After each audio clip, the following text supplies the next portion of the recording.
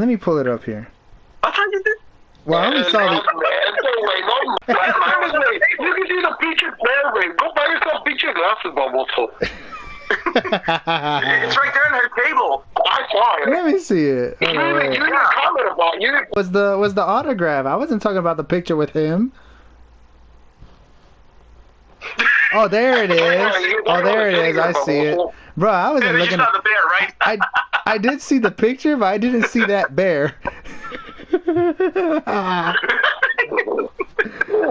And I was talking about the signature with you, Menso. Hey, she signed it. Yeah, she did sign it. Now, the next meet and greet that I'll be going is depending who he's bringing on June. Oh, wow. That's going to be cool. I'm waiting for the June one for JWO, but I don't know who they're bringing. Yeah, I'm hoping... You know, there's a lot of votes for that one, Chris. They're either voting for Dustin Rhodes,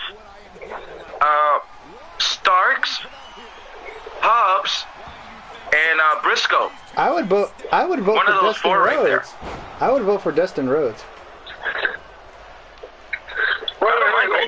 Wait, did they give you guys clues or what today? No, I don't know if you took a chance to see Jimmy's screen, but there was a vote. Who did you wanted to bring, you know? And you know what? Jimmy has not given us a verdict. Who took the high needle that he can bring next? How many people voted for, for Goldust to come, or how many people voted for Briscoe? So I don't think he's finished counting them. I or unless if just like you say, it's a tease that that he doesn't want to he wants to prevent the spoilers not to screw this up, I don't think he's keeping it as a surprise because that's what I think. I don't know. Yeah, and the next meeting greet that he's having like 3 independent wrestlers. Yeah, J-Rock and remember they're from the AEW Dark too as well. Yep. Yeah. So I don't watch Dark in Elevation. Well, there's no more Dark, you know that. Yeah, there's no more Dark. They already canceled that out. Yep. Yeah, I heard. Yeah. Well, the question is, do you think... And then Wrestling Geister is bringing Mr. Kennedy and Victoria. Yeah, Kennedy I think is going to be good. I mean, I don't know. Did you meet Kennedy before, Chris? No, I've never met him. How about you, Miguel? Did you ever met Kennedy at the WrestleCon or anything? Yeah, I met him in Dallas at WrestleCon. He was a cool guy. It's just that if I would have brought my United States title, I would let him sign it. And the first thing I said to him was, "Thank God I'm an asshole," and he started laughing. Yeah, I really would like him to bring the Aces and Eights merchandise, so I can definitely have my Aces and Eights definitely sign it. Yeah. Because he said he's planning an Aces and Eights reunion with Briscoe and Bischoff, Yeah, and D'Lo Brown. D'Lo Brown, Bully Ray, Devon, who else? Mike Knox. When is that meeting greet for Mr. Kennedy? It's in 2 weeks because this coming week is Mother's Day, so everybody's taking a week off. There are no meet and greets this coming weekend. Oh yeah, it is Mother's Day. Mm-hmm. So it's a week after Mother's Day. Yeah. Oh, okay. Man, and I wish I had the Wrestling Guy store nearby me. Yeah, hey, as soon as you come to LA, Miguel, we'll introduce you to the Wrestling Guy store in JWO, man. Nice. They're pretty cool people. Yeah, they are. Mm-hmm. We're just longtime supporters for them, Yeah, I see that. Especially you. You've been telling me a lot about JWO and Wrestling Guy store. Well, that's true. You go to more meeting greet than I do, honestly, Jose. Yeah. Well, unfortunately, I buy a lot of shit from both of them, so, it's keep their business going, Yeah. Unlike some people that we know over there, they just only go for the greets and they don't buy shit from him. I got one person in mind. Believe me, Chris, they know who the fuck they are, so I'm not gonna... Too good to be good, And plus, Does he get all the... Hey, at least they go to the meetings and they pay for it, so shit, you know? So they're getting money. Yeah. Yeah. Well, it's a split, you know. Who gets 50-50 or what, you know? Yeah. Well, honestly, somebody got, you know, I heard somebody got rejected on an interview with Steph Danlander. Bro, Somebody wanted Steph? to interview her, and it was going to be for free. And you know what Steffi said? What? Pay me. Well, that is true. You gotta pay these people, and plus, if I want to do interviews for my YouTube channel, I'm gonna have to pay them, of course.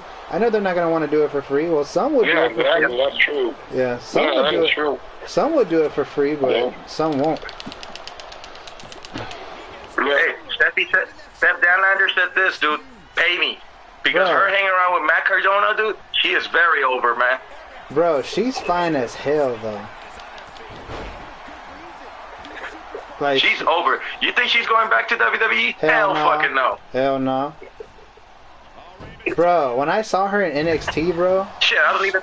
she's fine as hell.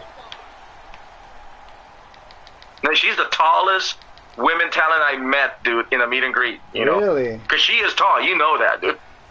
I was taller than Trish Stratus What? and Lita. Hey, Chris, you met Steph Danlander before, right? Never met. Steplander? No, Yeah, actually, eight got me a picture of her and her autograph, actually. Yeah. I mean, I never met Indy because I know she's still WWE. Yeah. But Steph Danlander, yeah, I met her twice, but I missed her out in the WrestleCon because I wanted to take her with Juan and Matt, but she was out to lunch. Well, yeah, no, eight got me an autograph of her and a shout out actually last year. Nice. Oh, that's cool. Yeah. No, I haven't met her. Look, she went back again actually for. I was expecting a lot of people to show up for a Sunday night at the Wrestling Guy store. That was the only time it was available. Were there a lot of people for Molina today? Not really.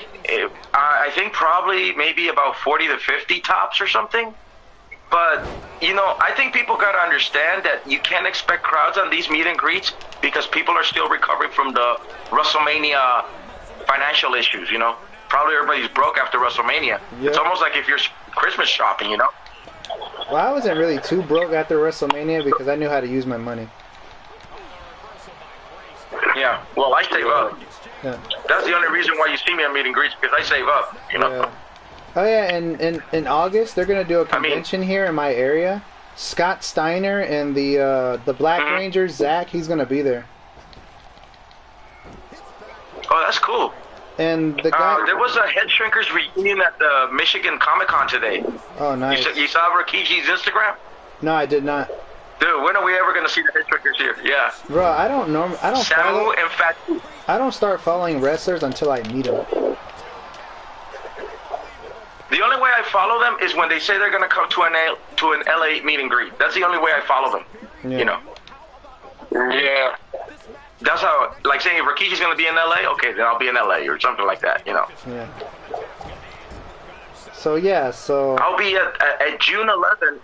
At June 11, I'll be at the meet and greet Robot Fest. You know the one I was talking about, Miguel? yeah. And they finally got the voice of Wheeljack, Starscream, and Megatron. And Hey, what's up, famous I think by Otis? the end of the month. Hey, how you doing, Brian?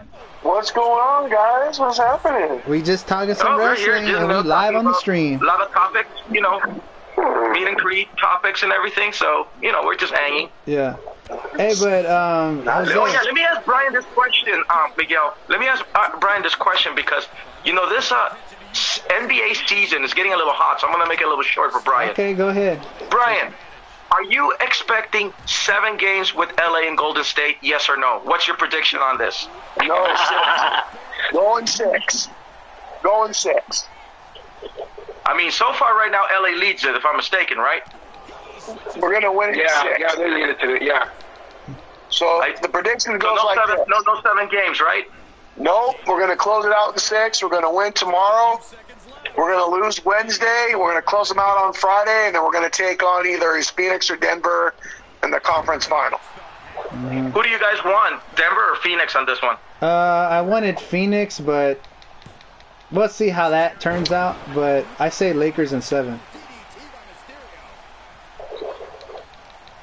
Denver, right? I think Lakers 7. I think this is gonna go all the way to 7 games. Yeah, I think so too. What do you think, Denver and LA on this one, Brian? You think Denver has a chance? Denver and LA, you think? I mean, the way Denver's playing, yeah, but Phoenix, it's a tough series. I think I'd want to play. I think I'd want to play Phoenix, honestly, but at this point, I really don't want to play. I think the Lakers are going to have it tough either way. It's just interesting to me, but I disagree with both of these guys. It's going to be done in 6. The reason why I'm going to tell you that is because you do not want to take Golden State to 7 games. You don't want to do it. You don't want to do it because of the way they were playing. The 7th game against Sacramento, you don't want to do it. So these guys are both wrong. The predictions are full of shit. We cannot take Golden State to 7 games. You cannot do it. You got to end it in 6.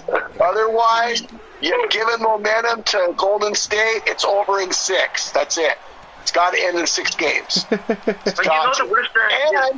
And I'm going to make something clear because I know more basketball than all of you guys. I'm going to tell you something right now. And I've said this from the beginning about Golden State. They don't have an inside game. They only know 3-point shooting. If the Lakers can stop them like they did in yesterday's game and on Monday, the series is over in 6. If you don't stop them and you let them shoot threes, you're in trouble. But once again, Golden State has no inside game, and they're known for threes. And if the Lakers can stop them like we've done, they're done. They're done. They're the worst basketball team in the NBA because all they do is fucking shoot threes and have no inside game. They're pathetic and horrible. And that's what they're Wow. True, but they're your WWE champion right now. They're your WWE champion right now at the moment. Mm-hmm. It don't matter. We take them out. It don't matter. It don't matter. We're going to stomp their ass. We've done it 2 games. They're done. Yep. But you got to understand, the West is very tough. It's a very competitive division, the West. No, it's not. It's not tough. Look at the East is not delivering anything. You know that, Brian. Well, of course. Well, wait a minute now. Hold on. The East is very tough in the playoffs right now. You got to remember, you got the Celtics. You got the Miami Heat. Yeah. Okay. Let's go, Heat. And you got the Knicks. It's a tough conference right now. It's tough. Where's your Boston, Miguel? Fuck you. Fuck the Celtics. There is no Boston in my closet. How dare you, Jose? Good one, Jose. Hey, that's a good one, Jose. No, because Miguel hammered somebody from the Boston somewhere around there. I don't know. You hammered somebody from Boston. I don't like that franchise at all. I don't like that franchise at all. Fuck the Celtics. I can't stand the Celtics. Fuck the Celtics. Piece of dirtbag, piece of shit. Yeah, I don't like You gotta fucking. love Miguel's hype, man. I don't like Crybaby, Garnett. I don't like fucking Paul Pierce and those guys, and I don't like Jason Tatum because he's wearing a Celtics uniform. Oh, wow. Hey, we've already seen some people already jumping on Boston because, Griffin's there. You know that. Chris Griffin's already in Boston. I wouldn't Griffin's say. horrible. His game has long been over since he left for the Clippers. Yeah, His game is done. Yeah, ever since he left the Clippers, he hasn't been the same. Yeah. He's the least of your problems. You got to worry about Tatum. You got to worry about Brown. You got to worry about all these other guys that are contributing. Blake Griffin's the least of your problems. Yeah, but that center for the Celtics, he's good. I will give him that, even though I don't like them. Who? The center from the Celtics, the thing is last name. Oh yeah, they're all. Yeah, they're good. Yeah, they are. Yeah, he's good. I don't know, but this playoff is just too good, Miguel. I mean, you've seen how the way the the East is getting and the West is getting. Yeah, and you see how Jimmy Butler is balling? Oh, yeah. Jimmy. With a bad ankle. With a bad ankle, too. Yeah. It's pretty good. Well, consider that maybe the championship's up for grabs, right? I mean, if it's a surprise, that's what makes it good. Well, anybody's ball game, right, Brian? Anything's possible. Mm-hmm. Yeah. Look at how the way they're playing. Yeah. Let me tell you something. I was making predictions, and it's so hard to predict because we have so many good teams right now. And, of course, I'm a Laker fan, and then, of course, you have Miguel's a Heat fan, so you kind of want to see your teams go far. Mm-hmm. So, in this case, for Miguel and myself, he wants Miami, I want the Lakers. So, we don't really care about all the other teams. As long as our teams get in the final, that's all we care about. But I'm not going to discount the Knicks because they're playing well. I'm not going to discount Phoenix or Denver. So you're right. It's good. It's good. It's very good. Or Golden State. It's very good. Because I know if it's LA and Miami, that's a very good marketing championship finals to invest. Because, Miami's high marketed and LA is always high marketed. This moves up the needle for both teams economic-wise, Mm-hmm. This is your money thing that Vegas can make, Yeah. I'm going to tell you something. I agree with partially what you're saying, but I'm going to have to disagree with you on the other part. Boston and the Lakers would do better than Miami would. The reason is Boston marketed, yes or no? Oh, yeah, because you have to remember, Boston and the Lakers are a rivalry that's been going back since the 80s. Yeah, since Magic and Larry Bird, right? Exactly. Since Bill Russell's day. That's back where in the 60s. It gets good. Yeah. That's when it gets good. You never heard of the Miami Heat having a rivalry with anybody because they were just not relevant at that time. So now that you put the Lakers and Boston in there, into it. And the Heat it's almost like you're saying that it goes back to Magic versus Bird. That's very legendary. Then you continue the legacy of it. And you also had before that. And you also had Wilt Chamberlain versus Bill Russell. So I mean, come on, these guys put it on the map, Brian. You know that. Yeah, they did. Oh yeah. Hell yeah. I'm a Heat fan, but I have to be honest with that. Yeah. But you think, okay, if it's going to be Miami and LA, wouldn't this be a very good benefit pop for LeBron? Because remember, LeBron is your former guy out of Miami. So what does that tell you, Brian? I mean, it's almost like you're doing a story, with LeBron and his former Miami Heat thing. I mean, right? That's been done before. Like, that's been done in 2020. And remember the bubble when the Lakers beat us in the bubble? Yeah. So it's been. Yeah. Because they're gonna try to bring that up, Brian. You know that. It's gonna be and everything. This is gonna be so weird. The thing is, I think it'd have more meaning because there's so much Laker history that LeBron really knows about but doesn't. It would be more exciting for him to face the Celtics because he knows that Kobe, he wants to keep their tradition going. So I think it'd have more meaning to him for him to face the Celtics, being that we have so much of that versus Miami. I mean, yeah, he did win titles with Miami, but when you play against the Celtics and you're kind of, following the footsteps of Kobe, there's a lot of tradition in that. So it has more meaning to it. Yeah. Because in the secondary, they're going to say to LeBron and Miami, happy homecoming or something, Yep. That's all I think he might get, Well, his jerseys are going to be up in the Raptors. It's going to be in both spots. Yeah, in both. Yeah, matter. and all three of the teams that he played for, all the teams are going to retire. Cleveland's going to retire, Miami's going to retire, and LA is going to retire his jerseys. Yeah. Yep, there you go. There you go. That's it. Yep. Mm-hmm. Yeah, this is something to look forward. Observing these games, they've just been so damn good, dude. I mean, you don't have to be a Laker fan or Miami fan to look at it, but the game is entertaining, dude. Yep. I mean, you guys are watching a basketball game here, you know? Yep. Yeah, so... I mean, fair weather fans are not going to give you that comment, Brian. All we're going to do is kick their ass if they talk their shit. And what you call... I won't be able to watch the Heat game tomorrow, unfortunately. I got to work. Fuck. You going to DVR that at least? Nah. If I DVR it... I won't be able to watch it because I gotta watch Raw tomorrow. If I DVR it, I won't feel the hype, and I won't feel like watching it back. No, wait a minute. It's not that salmon. Never mind. I'll probably miss maybe the first and the second half of the Laker game, and then I'll watch the rest. See, what a terrible way to kick our ass. Monday Night Raw and Laker basketball and all these other damn games going on. Now we're stuck on figuring out which one we want to. Well, of course, the Lakers are the most important, but yeah. At the same time, you got Raw, and then you got, it's like shit, man. Miami Heat is playing, and they're going to show it. And if the Heat, if I had to pick between the Heat and Monday Night Raw, it's gonna be the Heat. Yeah, I'm picking the Lakers for tomorrow's game instead of watching Raw. I mean, hell. I can understand this one too, and so is Miguel. We discussed it. The tournament for tomorrow's Raw, the bracket. It freaking makes no sense for a #1 contender for a WWE title. Yeah. Raw. And why do we have SmackDown talent participating in it?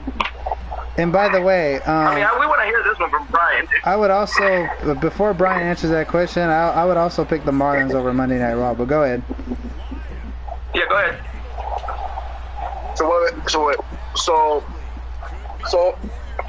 Okay, so this is why I was against the draft, for this very same reason. Now you guys know why I'm against the damn draft.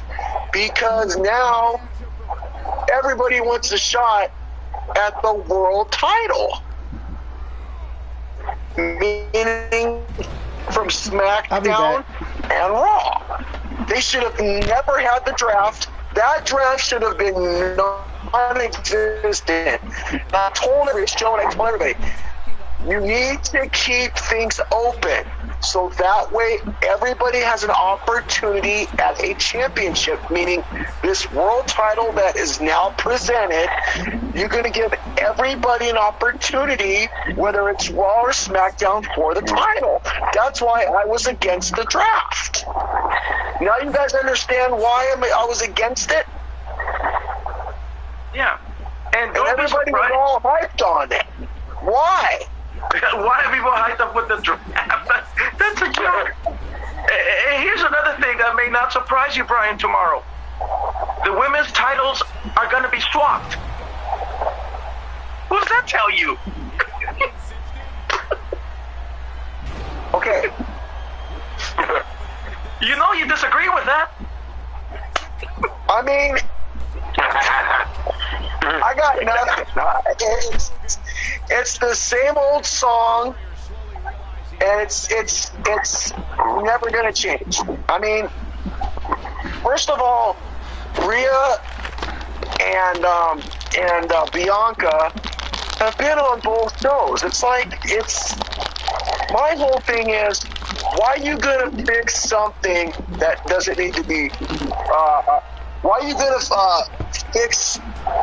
Let me get that term. Why are you gonna fix something that doesn't need to be broken? I mean, honestly. So now you're just gonna convert championships, and you're converting wrestlers. It's almost like if you're trading baseball cards and Pokemon cards for each other. I'm trading your Magic for my Michael Jordan card, dude. That's it is, right? Pretty much. Now you guys know why I was against draft. See, Miguel and Christian were great with the draft. That's okay. But now you guys understand why I was against the draft, because of that reason. Mm-hmm. So let me ask you this: you mean to tell me that this draft was necessary now that they're giving everybody an opportunity from Raw and SmackDown to go after that title? Yeah. Really? Yeah, Really? and you want to give Roman Reigns a Bruno Sammartino run 2.0, please. I love Roman, dude, but I don't want to see a Bruno Sammartino 2.0, dude. Me neither. He's not. He's going to lose that belt pretty soon. If it's not this year, they're probably going to do it after WrestleMania 40. That's what I've been hearing. Maybe we're waiting for the 1,000 and then just call it off, you know? But, okay. So, but the thing is, we didn't need the World Heavyweight Championship belt to arrive. Their plan should have been to separate the titles like we've all been talking about. One going to Raw, one going to SmackDown. Same for the tag titles. There was no point in bringing in the World Championship. No point. I just don't get it. Yeah. Well, I heard that they're gonna make a new design for the Universal title, kind of like how they did for the World Heavyweight and the WWF title. You know how they made it to the undisputed WWE champion that happened in the Ruthless Aggression era. I think that's what they're gonna do with the. Yeah, I remember. Yeah, I think that's what they're gonna do with the Universal and WWE title. I don't think they're really trying to have 3 world titles. I thought they were going to close out the Universal. Was that the finalized deal, you think? I mean, I don't think they want nobody to have the Universal belt. You know, they were against it since day one. They were beginning. Come on, but the problem is that to get fired. But the problem is that Roman's been holding that Universal title for a long time more than the WWE title, if you think about it. Yeah, that is true. Yeah. And they hated that. And I think for Triple H, you know, instead of having Roman, you know, getting stripped off the belt, you know, that's why he decided to do this whole damn fucking tournament, you know. Yeah, and it kind of stuck. Yeah, go ahead, Brian. No, I do agree with these guys. I think the Universal title needs to stay because I like the belt. I like the fact that it was there from the beginning. I mean, I understand that the WWE Championship was there, but I would be okay if they had the World Heavyweight title on Raw and then the Universal on SmackDown. I'd be okay with that. I would be okay with that. Well, like I said, I mean, that's what's going to happen, but the only thing is that what are you going to do with Roman's belt, you know? I mean, are you going to make it to one? Or are you going to have it hold both belts until he loses it, and then we're going to give a new championship to whoever wins it, you know? I think they're gonna make it to one. They haven't been merged. Mm-hmm. How are you guys going to do that shit, you know? And they're going to wait to the 1,000 watch. Yeah. So here's what's going to happen. Here's my prediction for that. So, since they already have the World Heavyweight title on Raw, I think they're going to let Roman basically hold on to the Universal title, and they'll just automatically sweep away the WWE Championship. They'll just drastically let it go away, and then people will be like, "Where's that belt?" Well, okay, it just magically went away, and then Roman will keep the Universal title, and then of course then you'll have the World Heavyweight Championship belt. So I think it's just gonna fly away. They're just gonna go, it'll be gone, and no one's gonna know it. Like it never existed. That's how I see it happening. But Roman's been holding that belt for more than a year already. Yeah. Okay, but we just all got through saying that he's held the Universal title a lot longer than the WWE Championship. So what I'm saying is, get rid of the WWE Championship and keep the Universal title. Is what I'm saying. Get rid of that. In that situation, then what they should have done, they should have just got rid of Roman's WWE title and then just take it to Monday Night Raw and do that stupid tournament. Yeah. Because unfortunately, Raw needs a champion. I agree. Yeah, Raw needs a champion. It kind of sucks I agree. that Raw didn't have a champion for a good while, but now was the right time to try to split it up. But, yeah. Well, the USA Network was complaining about it, that Raw was always, posted without a champion. Mm-hmm. For whatever. Well, yeah, exactly. I mean, if you think about it, USA Network got sick and tired. If you remember when Brock Lesnar called the Universal belt, he wasn't even there. Oh yeah, he kept that belt hostage. Oh yeah. And with Roman, yes, I mean, he was a full-timer, but now he wanted to go as a part-timer now. Mm-hmm. And honestly, Roman can do well without a belt, you know? He's very over, you know? Well, I mean, it's going to be very interesting now that the Bloodline already has a victory, which, you know, Sol Sikoa took the victory. What's the meeting that Roman's going to have with his Usos? That's what I'm waiting for. Beat the shit out of them, you know, for being stupid dumbasses, for not doing the job, taking care of the job. And not only that, I bet Solo and Roman still find Jay suspicious because he feels that Jay is going to turn on them. If you think Solo was going to fucking, was going to do the Samoan spike on fucking Jay. I mean, yeah. So this is going to be a very interesting thing for the Bloodline to. I can't wait for Friday. Continue this story to have their meeting, you know. I'm more hyped for Friday than I am for Monday. Yeah. And as far as Rhea Ripley goes, I have observed she can do better without the Judgment Day. And Miguel and I discussed that. Yes, she can. She doesn't need Judgment Day. Mm-hmm. Let me see. I need Dominic. We need Dominic to lose his mommy. I mean, and once Dominic does lose his mommy, where does Dominic go from there? I mean, don't get me wrong, Dominic is actually getting. I don't like him, but he's still drawing heat from the crowd. If you guys noticed that. Well, that's what he should continue doing. Continue doing his promos and trying to speak over the fans. But take the Judgment thing out of his equation. He doesn't need a Judgment Day either because he's done it pretty well without a Judgment Day. You know, because the whole prison crap and that whole mommy thing, it's ruining him to drop down. I don't want to hear mommy and I don't want to hear prison because you are insulting prison inmates on that shit, on that promo, dude. Yeah, but after Judgment Day is over, and Finn Balor, I have a feeling that they're not going to do nothing with Dominic. I have a feeling that Dominic, that once that Rey Mysterio and Judgment Day feud is over, I feel like Dominic is gonna get lost in the shuffle. He will. Yeah. And Finn Balor, he needs to fucking work on promos, Chris. That guy is horrible. What is this shit? Oh, Tranquilo. What is that Tranquilo, fan? Damn, you made the Bullet Club look bad, man. Yeah. Really? Take back your Demon King, man. But get out of there, dude. Really. Yeah, but now that the Demon King... I forgot. Now that the Demon King got his ass whooped by Edge at WrestleMania, I don't think no one will take it serious now. Well, remember, the Fiend already killed him already. Wait. The Fiend fought the Demon? Remember when the Fiend made the debut against Finn Balor? Yeah, but Finn Balor. Yeah, but Finn Balor was not the Demon character. That was his regular character. That wasn't the Demon. Yeah. Roman killed the Demon, if I'm mistaken. No. The Fiend destroyed Finn Balor.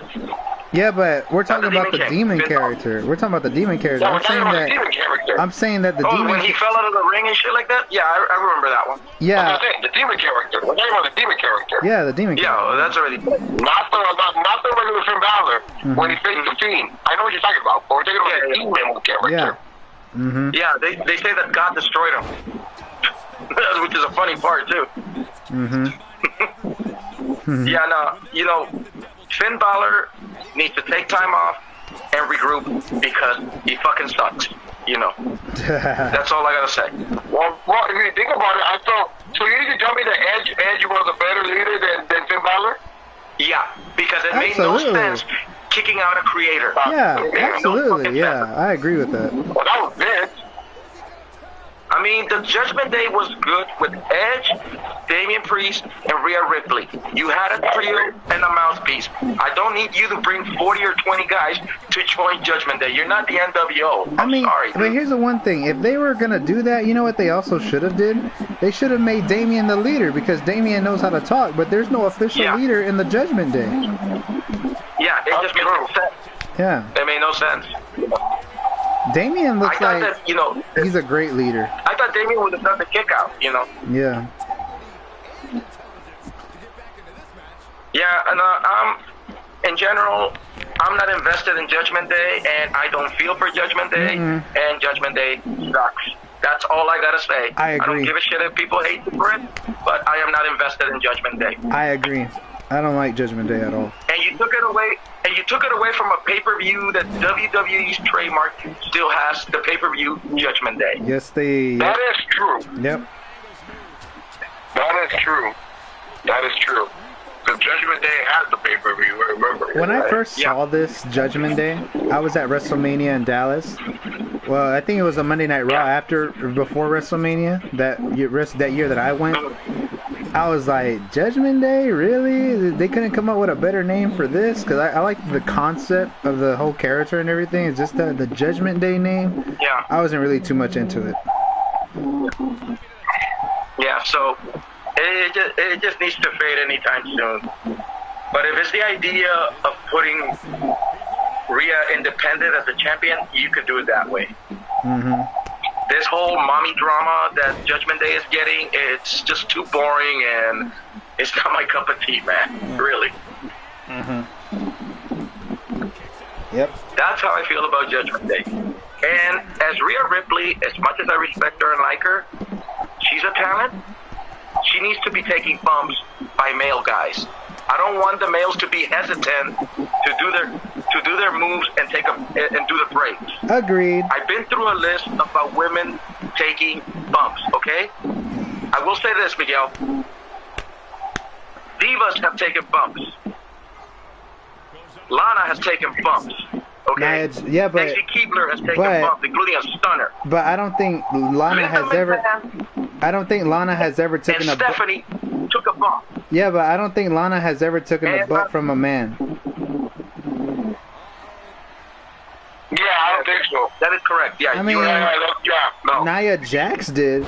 Remember the RKO at Royal Rumble by Randy Orton? Yeah. RKO. Linda McMahon took a bump and a tombstone. By Kane. Stephanie always took bump. And, God rest her soul, Miss Elizabeth took a fucking bump by the honky tonk man. Mm-hmm. So, Rhea, take a bump. That's all I gotta say. I wanted Solo to Simone Spike Rhea. I wanted Solo. I wanted that. But he got pretty, you know what, Miguel? He got pretty hesitant about that. Yeah, I know. Once he was gonna Samoan Spike, he put the brakes. I'm like, Solo, no. Please, dude. Mm-hmm. Yep. See, Chris, that annoys me with Judgment Day. Their cowardice crap, right there. Mm-hmm. And Finn Balor that can't even speak Spanish correctly. Tranquilo. No. Stick to your island heritage, please. I ain't trying to be an asshole. Oh my God, bro. I'll do what Christian Cage did to.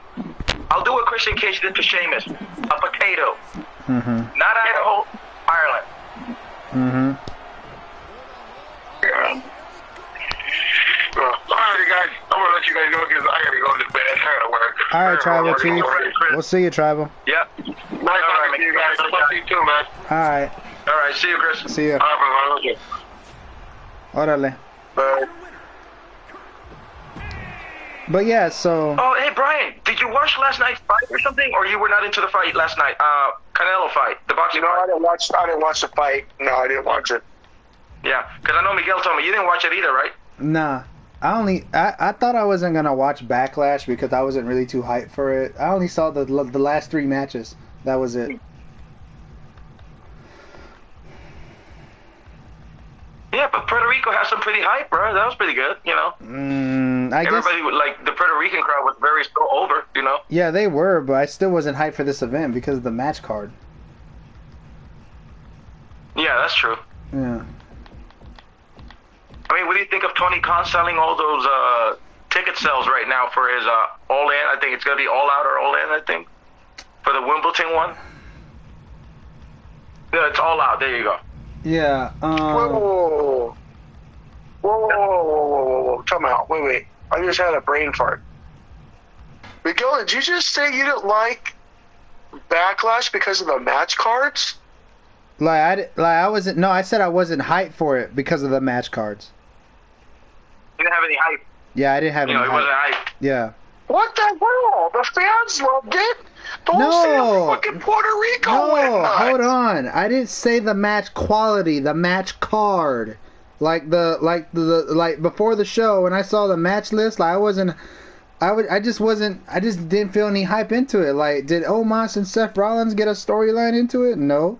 I didn't really care for the Cody and Brock match. I didn't care for that I will agree with. Yeah. That I will agree with. Yeah, that I will agree with. That was bullshit. The six-man tag. Now, here's another one, Miguel.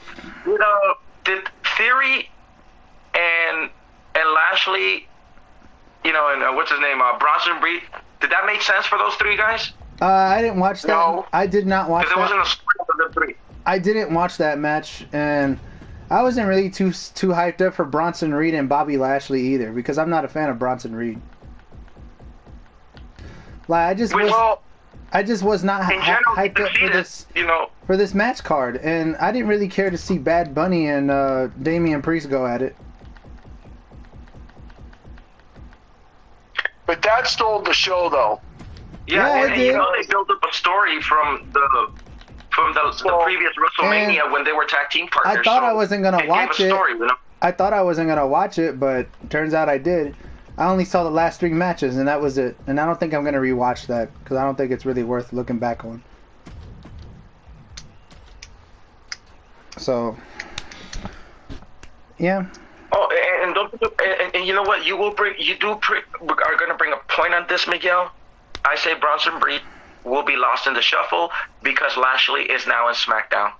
So there's no story out of both of those two powerhouses. Yep. It's not happening for Bronson Reed. I really love Bobby Lashley, and I hope they find something for him. Hell, he needs to take the belt off fucking Roman. That's what I want him to do. But the question is he going to be the next guy, or he's going to be after the OC storyline, you think? I hope he's the guy that takes the belt off Roman. I'm going to put it like that. I know it's not really what you're asking, but I just want to say that. But if they do make him... No, the question is asking who's the next guy, I mean, there's a pick between Lashley right now to build the story with him, or the OC to build a story with, with Roman. Well, I wouldn't mind either of them, but... Yeah, but I want Lashley to take... But I want Lashley to take the belt off Roman. I don't want AJ Styles to take the belt off Roman. I don't think AJ's gonna succeed. No, he's not. But they will put up a solid feud. They're gonna have a good. Yeah, they will. They're gonna have a feud. They're gonna have a good feud, but I mean, there is a list of Roman's feud. It's Lashley, the OC, the LWO, and Sheamus and the Brawling Brutes. So maybe Roman's gonna go all over again and wipe this faction out like he did, like he did before. Yeah. I ain't gonna lie to you, I did enjoy that Brawling Brutes, Drew McIntyre, and Bloodline feud. That was a good feud. Yeah. Well, probably there's some unfinished stories that need to be finished up. Yeah. That's what I feel. I'll be back, guys. I'm gonna go use the bathroom. Yeah. So this is gonna be an interesting thing, man. Oh boy, but I'm looking forward for the basketball game. So I think I'm picking the Lakers on the Laker game tomorrow, then Raw. I think everybody pretty much is, honestly.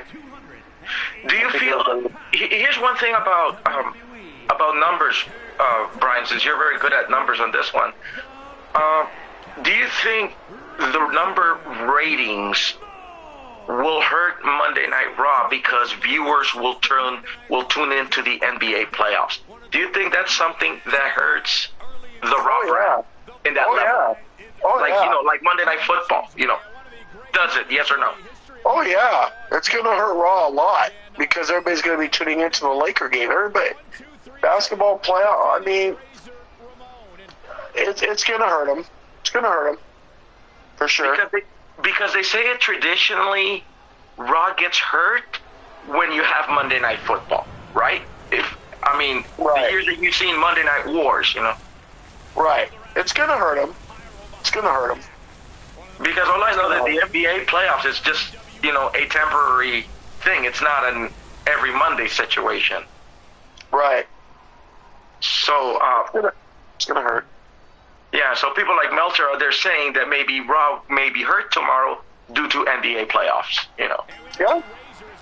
I can see that happening.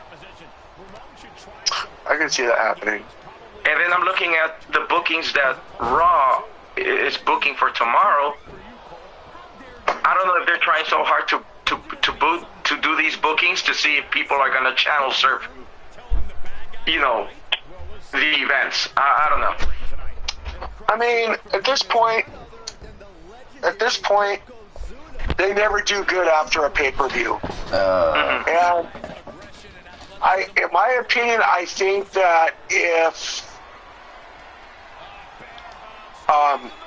they would have kept it in Puerto Rico, it might have been a different story. Yeah. It could have been a lot different. But the fact that they're not, and then the fact that they always do really bad after a pay-per-view, it draws concern. Yeah.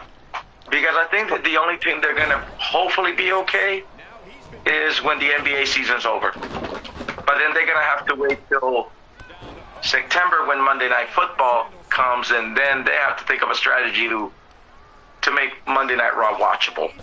Yep. Right. So that's what we were talking about, Miguel. We were talking about if Raw's going to be hurting because of tomorrow's NBA Finals. You know, Absolutely. they're not going to channel surf. Absolutely. They're not going to channel surf. Bro, like, you know how much the NBA gets in playoff time and in NBA games in general? You know how Raw pulls like 2.7 million? The NBA pulls like 25, 26 million. So they're really going to... And it's local television. Exactly. And sports like baseball, football, basketball has always been more important than wrestling. They've always drawn more viewers than wrestling. Baseball, they average like 9, 10 million views. So yeah. Because they say it normally would hurt Monday Night Raw when they have the Monday Night Football. Yeah, absolutely. Because then people will tune into Monday Night Football. Yeah, absolutely. So then Raw, by the end of the day, ends up hurting, and then they get low numbers. Mm-hmm. Absolutely. So yeah, man. Real sports like baseball, football, basketball has always been more important than wrestling. They've always been getting more viewers than wrestling. Always. Yeah. I just feel like tomorrow's Monday Night Raw is not going to be no surprising. People will tune into the NBA tomorrow. Yeah. Oh, I would have tuned into the Miami Heat game, but I'm gonna be working. It's like, well, it's like saying you don't have to be a Miami Heat or a Lele Laker to Exactly. tune into Raw. You're gonna watch the NBA Finals. I tell people that you don't have to be a Laker fan to watch it. And there's people want to see the basketball game. Exactly, and there's hardcore NBA fans that would watch any game. Yeah, and that's what I tell people. You don't have to be a Miami fan. You don't have to be an LA fan. Those fans are going to watch it. Exactly. They're going to say, screw Raw for one night. Mm-hmm. Yeah. And it can't hurt Raw because I feel like they have alternatives of watching it. They can DVR it, or they'll watch it on YouTube, watching, trim reviews or something like that. That's what I do. Anytime I miss Raw or SmackDown, I don't record it. I just watch clips on YouTube, see what else happened. And yeah, so I'm always gonna pick baseball or basketball or football over wrestling. So yep. Yeah. So tomorrow it's the NBA Finals is our first pick, and Raw's gonna be pulled aside. Mm-hmm. So it's something like Brian said. It does hurt Monday Night Raw when people tune into NBA or the NFL because, like you say, it's the most important thing in viewers to watch. Absolutely, yeah. Smart Marks will never get it. That's the only thing I can say about that. Yeah, tell me about it. Poor Brian wants to kick their ass for that one. I bet you can. What was that? I bet you could tell that The Smart Mark.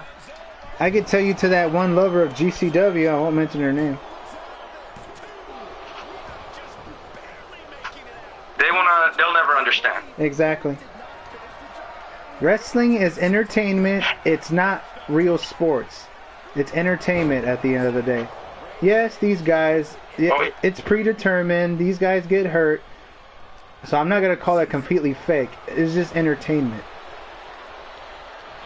At the end of the day. That's right. Here's my question for both of you guys. Do you think Tony Khan is getting a little out of hand of having their athletes taking extreme bumps with these hardcore matches with screwdrivers, chairs, and everything? You think now that we're in a new era, guys, do you think that's a little bit out of hand, or do you think just TK is just losing control out of this?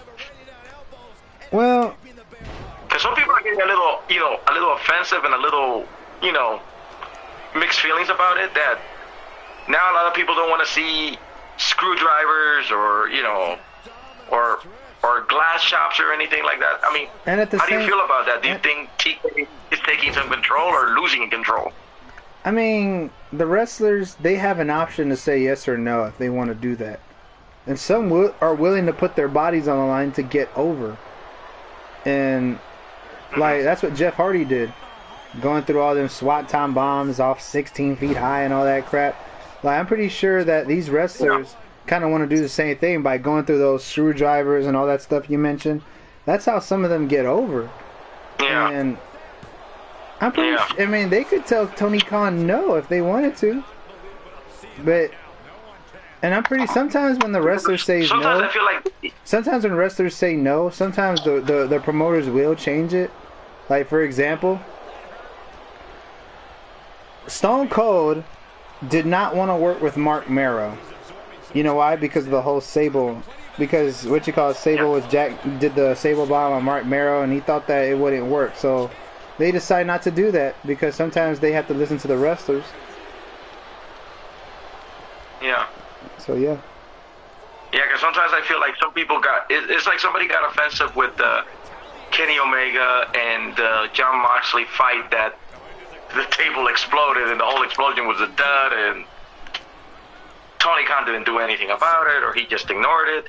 Or is it a situation that TK is trying too hard to try to impress the viewers or anything for him to try to knock out his competition? I guess trying to, probably all of those things above, honestly. It's all of those things. Yeah. Yeah. Yep. Yeah. So what do you think, Brian, about all these hardcore extreme things? And what do you think if Tony Khan is losing control, yes or no? No. And here's why. This is what bothers me. I'm getting really tired of people complaining about, well, my kid's watching this, and it's not good for my kid to watch that. Okay, first of all, you're the parent, and you're responsible for what your kid watches. To hell with all that bullshit. Listen, we're adults. We, back in the day, when wrestling had the chairs, the tables, the blood, all that stuff. Yeah. We loved it. We were attracted. That's what drew us into it. That's what started the whole the wrestling business. It was hardcore. It was physical. That's what got our attention. Now WWE decides to go PG. And it's like, why? It's not about the kids. The parents have to be the ones that are responsible for the kids. If you don't want your kid to watch it, then don't have them watch it. But as us fans shouldn't have to suffer because they're worried about kids watching and doing whatever. Well, then don't have them watch the damn thing. I like the fact that Tony Khan is letting that shit go on because that's what we like. That's what drawed us in. That's what got us. That has nothing to do with the fact that Tony Khan's losing control of his locker room. We all know that. We all know that there's wrestlers that are unhappy with the way things are going. How Tony Khan is not using them correctly, not putting them in matches that they should be putting them in, and not putting them in situations where they feel comfortable. So we all know that. But as far as the other part, no, I think it's great. That's what I like about pro wrestling. I want to see all that stuff. I want to see blood. I want to see chairs. I want to see all that stuff. Because that's what drew me in. Mm-hmm. I'm just saying, that's what drew me in. Yeah. Yeah, no, that brings a lot of good points, you know. I mean, others are going to say this and that. It's like, don't watch, you know. Yeah, and I feel like another reason why they canceled all the chair hitting and all that is it's that, like how Brian said with the kids. Yeah. I feel another reason why they canceled that was because of the CTEs, and they don't want to put their wrestlers at risk. I feel like that's why. I feel like that's one of the reasons as well. I see with the whole Benoit situation, but some wrestlers are willing to do it, some don't, some are not. Yeah. Yeah, but the Benoit situation had nothing to do with the physicality. Benoit was taking steroids. He was putting stuff in his body that made him go psycho. That had nothing to do with that. That had nothing to do with that. He took steroids and destroyed his life and his family. That had nothing to do with pro wrestling, had nothing to do with chairs, had nothing to do with weapons. It was what he was doing to himself. Yeah, that's all it is on that one. Yeah. Mm-hmm. Yeah, because it's almost like saying, at least right now, I've been watching a lot of wrestlers when they do share shots, they're not really doing, like for example, Edge. If anybody feuds with Edge or Christian Cage, they've been really dialing it down on concertos. They're not doing concertos very oftenly because they say it's due to concussions or something. Mm-hmm. So they have been kind of like take it easy on concerto maneuvers, you know. Yeah. Because we know what a concerto can do to you, you know. Oh yeah, absolutely. Like it also, like the chairs also causes, and the weapons, all that causes concussions and stuff. Like I feel like that's one of the reasons why they don't do it now. So yeah, they just don't want their wrestlers. I mean, they're using the chair, you know, they use the chair shots, but it's like you're using the chair in the back. I think that's the far as you're gonna use chair shots for, you know. Yeah. But you're not gonna hit them in their head or in their, you know, or anywhere, you know. Yep. Anything that's a little sensitive and delicate, that's not gonna give you a headache, because I think the previous legend wrestlers learn how to like be very careful to use a chair shot or something. You know. Oh well, look at Mick Foley, man. He took a lot of chair shots more than anybody, you know. Look at Terry Funk. And what you call Mick Foley, a lot of wrestlers say that they didn't want to hurt Mick Foley, but Mick Foley always said this: just do it. Hit me as hard as you can, or as hard as you want. Mick Foley was willing to take it. Yeah. Oh yeah, come on, he lost his ear. Yep. You guys remember that match? Mm-hmm. He even lost his tooth in Hell in the Cell. That's another one too. But here's the thing about Mick Foley that I liked was that he wanted those things to happen because he knew that it was going to draw the fans in. He was like, just do it. It's all about the fans. It's not about the wrestlers. It's about the fans. The fans want to see that kind of stuff. And if you're drawing us in, then that's all that matters. If those seats are getting filled, it's because of that reason. Yeah, it makes a lot of sense. Yeah. That's what made wrestling what it was. Now, speaking of Mick Foley, guys, do you think that Mick Foley was the worthy talent defeating The Undertaker on any feuds? Because he's the only one that holds the Undertaker victories in pay-per-view feuds more than anybody. It's like nobody ever talks about that. It's like they say, oh, Brock Lesnar defeated The Undertaker in defeated streak, but they forget about Mick Foley defeating The Undertaker. What do you think of that, Brian? I mean, the matches between Mick Foley and Undertaker were awesome. And the whole storyline and the feud with Paul Bearer betraying Undertaker, well, all that was great, yeah. Oh, yeah. It seems like those feuds have been pretty protected, very embraced it a lot, you know. Yeah, they have. I mean, you had thumbtacks. You had it was great. Like my favorite. Matches were well worth it. Yeah, like my favorite match. My favorite match from Mick Foley and Undertaker was the one at In Your House, the casket. Remember the Buried Alive match with Mick Foley and yeah, I remember that one. with Mankind and Undertaker at In Your House 96. Yeah, that was my favorite match. Undertaker and Mick Foley match of all time.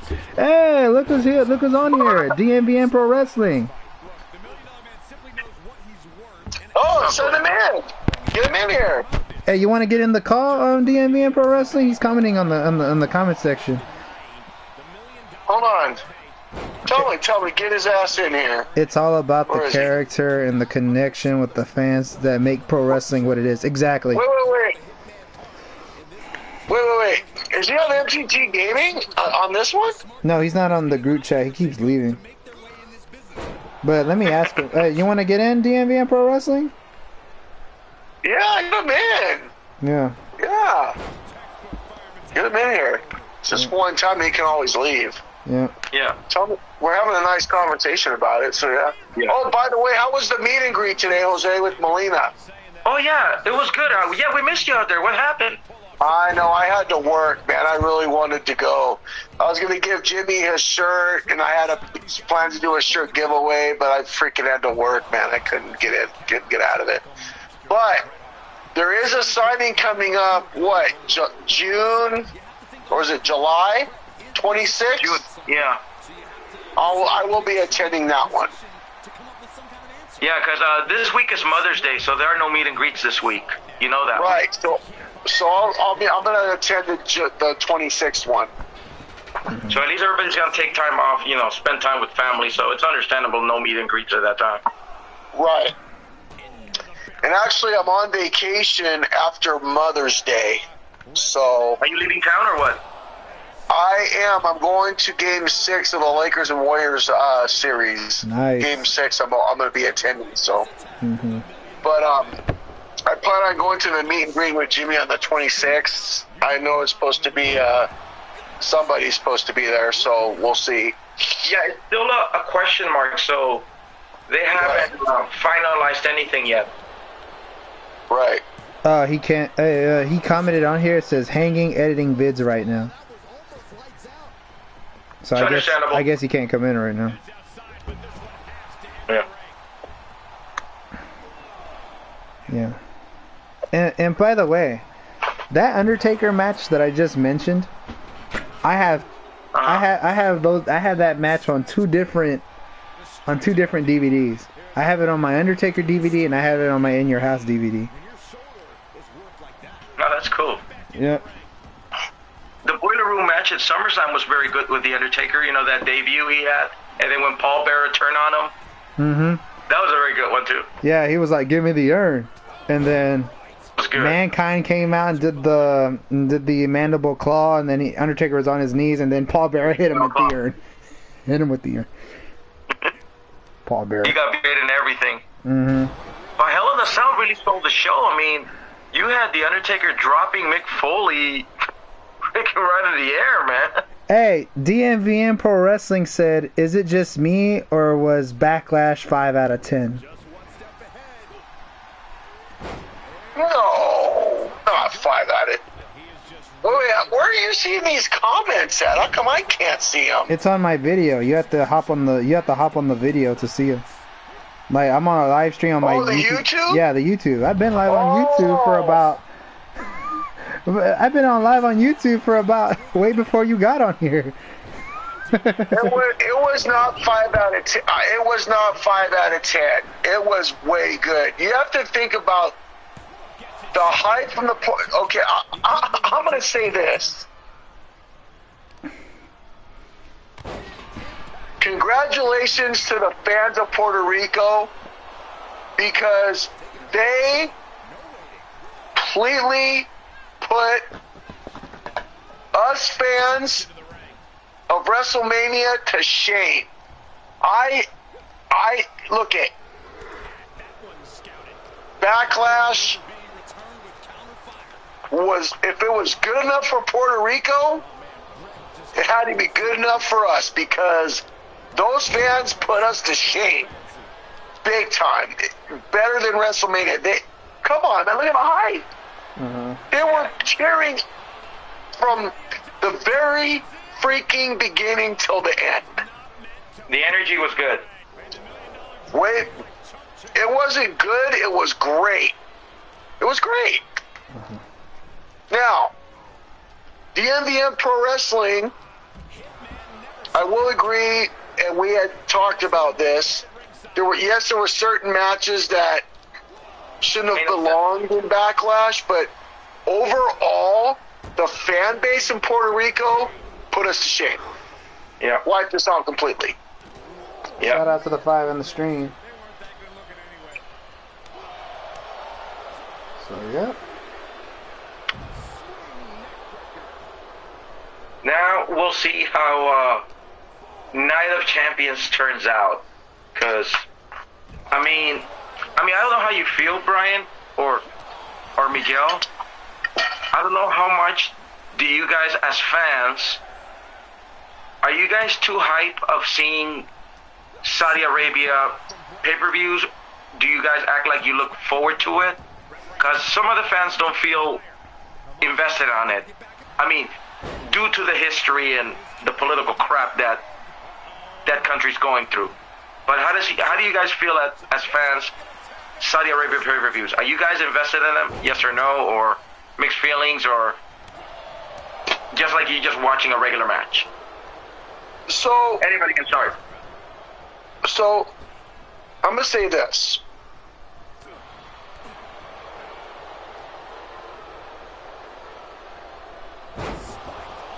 When the last pay-per-view was in Saudi Arabia, the fans went crazy. The matches were fair. They were pretty damn good considering at that point in time Triple H was in charge. But I'm looking at the overall participation of the event. And when I'm seeing the fans getting into it, that's the most important thing. We just got done with Backlash, and you saw the results there. We had the last event in Saudi Arabia. You guys saw what happened there. We had WrestleMania in California, and we could not even compete with Puerto Rico or Saudi Arabia. I'm talking the fan base. I'm not talking about the matches, because we could probably go back and forth on matches that we didn't like or like. But the overall participation is what I'm looking at, and we got blown away. We got completely destroyed by Puerto Rico and Saudi Arabia. I mean, yes, in two days we sold out 161,000 fans in 2 days. No, that's great. That's phenomenal. But the overall participation and enthusiasm, we just did not compete as far as that goes. We just did not do it at all. I mean, that energy is very outstanding, as fans, I mean, look at Clash of the Castle. I mean, Drew had a big pop, even though he lost, but he had the pop. Zelina Vega was So, getting Miguel, the what do you same. think of this one, too? I have mixed feelings of it. I mean, sometimes I'd be scared for the wrestlers that they gotta go over there. Yeah. Because you can't blame people like Sami Zayn not going because you know about his heritage and his history, Yeah, exactly. We know MVP's reason, Mm-hmm. Yeah, I have mixed feelings. So I always ask the fans. So, yeah. Yeah, how do the fans feel doing Saudi Arabia events? I mean, yeah, the crowd is good, but then you concern yourself with the safety of the talents and the personnel that has to fly all the way there, Yeah. Yeah, but that wasn't the issue. There was no issue with that at all. The only issue was that Sammy and Kevin couldn't go because they had because Sammy had, for some reason, was there and back safely. There was nobody hurt, no incidents that happened, nothing at all. Nothing. Yeah. But you know why MVP doesn't go? But so what was the issue? We got a no. But what was the issue? We got a comment here. What? It says, "I spit in the faces of people who don't want to be cool. LOL. Apple. Carlito was awesome. Yes, he was. Yes, yeah, he give was. us an apple. So what was the issue? Well, you know about MVP's issue. You know. No, but I'm commenting on what you're saying. What was the issue? Well, there was no safety problems at all. No safety issues at all. None. But the issue that you're talking. Here's the issue, Brian. The mixed feelings that people talk about is, okay, why did Sami Zayn don't go? Why did MVP didn't go? Or why did Sonya Deville did not go? And because Sami can't go because he'll die. His background, for some reason, will not allow him to. People should already know that. But that's been going on forever. Yeah. But you're only talking about Sami and Kevin. But you just said that the safety of the wrestlers. But there was no issues. Everybody made it there from there and back. So what was the issue? Now you know MVP's issue, right? And you know Sonya's issue, right? Yep. Yeah, I know that. But what I'm saying is, you're telling me that there was safety and issues for the wrestlers. Yeah. There was none. We already knew that Sami couldn't travel, Kevin couldn't travel, MVP couldn't travel, Sonya couldn't travel. But everybody else made it there and back safely with no issues. Zero. Yeah. And it went good. Yeah. So I'm trying to figure out what you're talking about. What issues are you talking about? Other than the wrestlers we already know couldn't go. What issues were there? They made it there and back.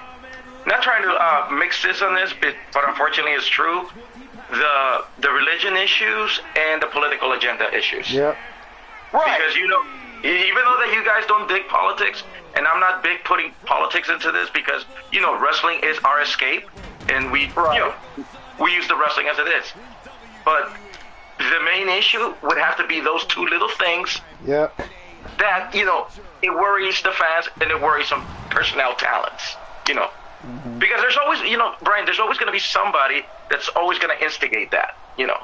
Yeah, but who, though? But my question is who? Corporate media. The only person that had a problem was Sami because he was fearing for his life, but who else? Corporate media. Corporate media. Fuck the media. Fuck the media. You know how much of a big instigators those morons are. Oh, fuck them. What's up, Macho Gonzalez? What's up? Yeah. I'll get you the granny apple so we can spit at the face of the people that are not being cool, Brian. We'll get some grannies for you. Yeah. No, give me an apple so I can spit in the people of the media who are dumb shits who instigate bullshit. Because I know you do. I know you sell granny apples, so I'm gonna get it out of your store. Yep. Good. Matter of fact, I'll buy some so I can spit in their face. Mm. Just like you want to hit the muffins to CM Punk. Remember when you came up with the muffin stick? You know, guys like Dave Meltzer and all these guys who try to report shit, no wonder why I smoke their ass. I'm sorry. I'm going to go on a limb. I'm fucking way better than all these motherfuckers because I speak reality. I speak truth. I don't speak bullshit. I don't have to be fake about shit. I don't have to... These guys just want to start bullshit. I don't know why. Just be truthful. Give your opinion. Why do you guys always have to be negative about shit? You can give your opinions. You can agree to disagree, but why do shit like that? Yeah. Just to make money off it. Sorry. They just make money just to lie off people. That's the reason why they do it. Macho Gonzalez Yeah, I can't writes. believe people say- Macho Gonzalez writes. I agree with you. Tell it like it is. Here's the thing. I can't believe some viewers pay those podcasters in a way. It's like, Then Michael Gonzalez, you follow me, 1975 wrestling fan on IG, and you're going to get all the truth. Trust me. And if you want fun gaming, you and there's got no MTG booty meat Gaming. wherever is Tony Brown. Oh, don't get me started on that guy. Yeah, that guy's an idiot anyway. He needs a life. I've never watched any. I mean- I never watched any episodes from JD from New York. I just have no interest of watching it whatsoever. I mean, here's my thing. Here's my thing. For all the people and idiots that waste your fucking money on these assholes, you all need to fucking get a reality check. Yeah. Go spend your money on a fucking Laker game or a baseball game. Don't waste your money on idiots like that. Or hell, you might Please as well. don't do that. Or hell, waste your money on a fucking. Watch strip- my show for free. Yeah. Watch my show for free and you're going to get all the shit you want. And Just do me that favor. And what you call it? And they could go use that No, but money for. They could go use Brian, that. they're idiots. They could go use that money at a strip club or something. Yeah, you got. Yeah, these podcasters.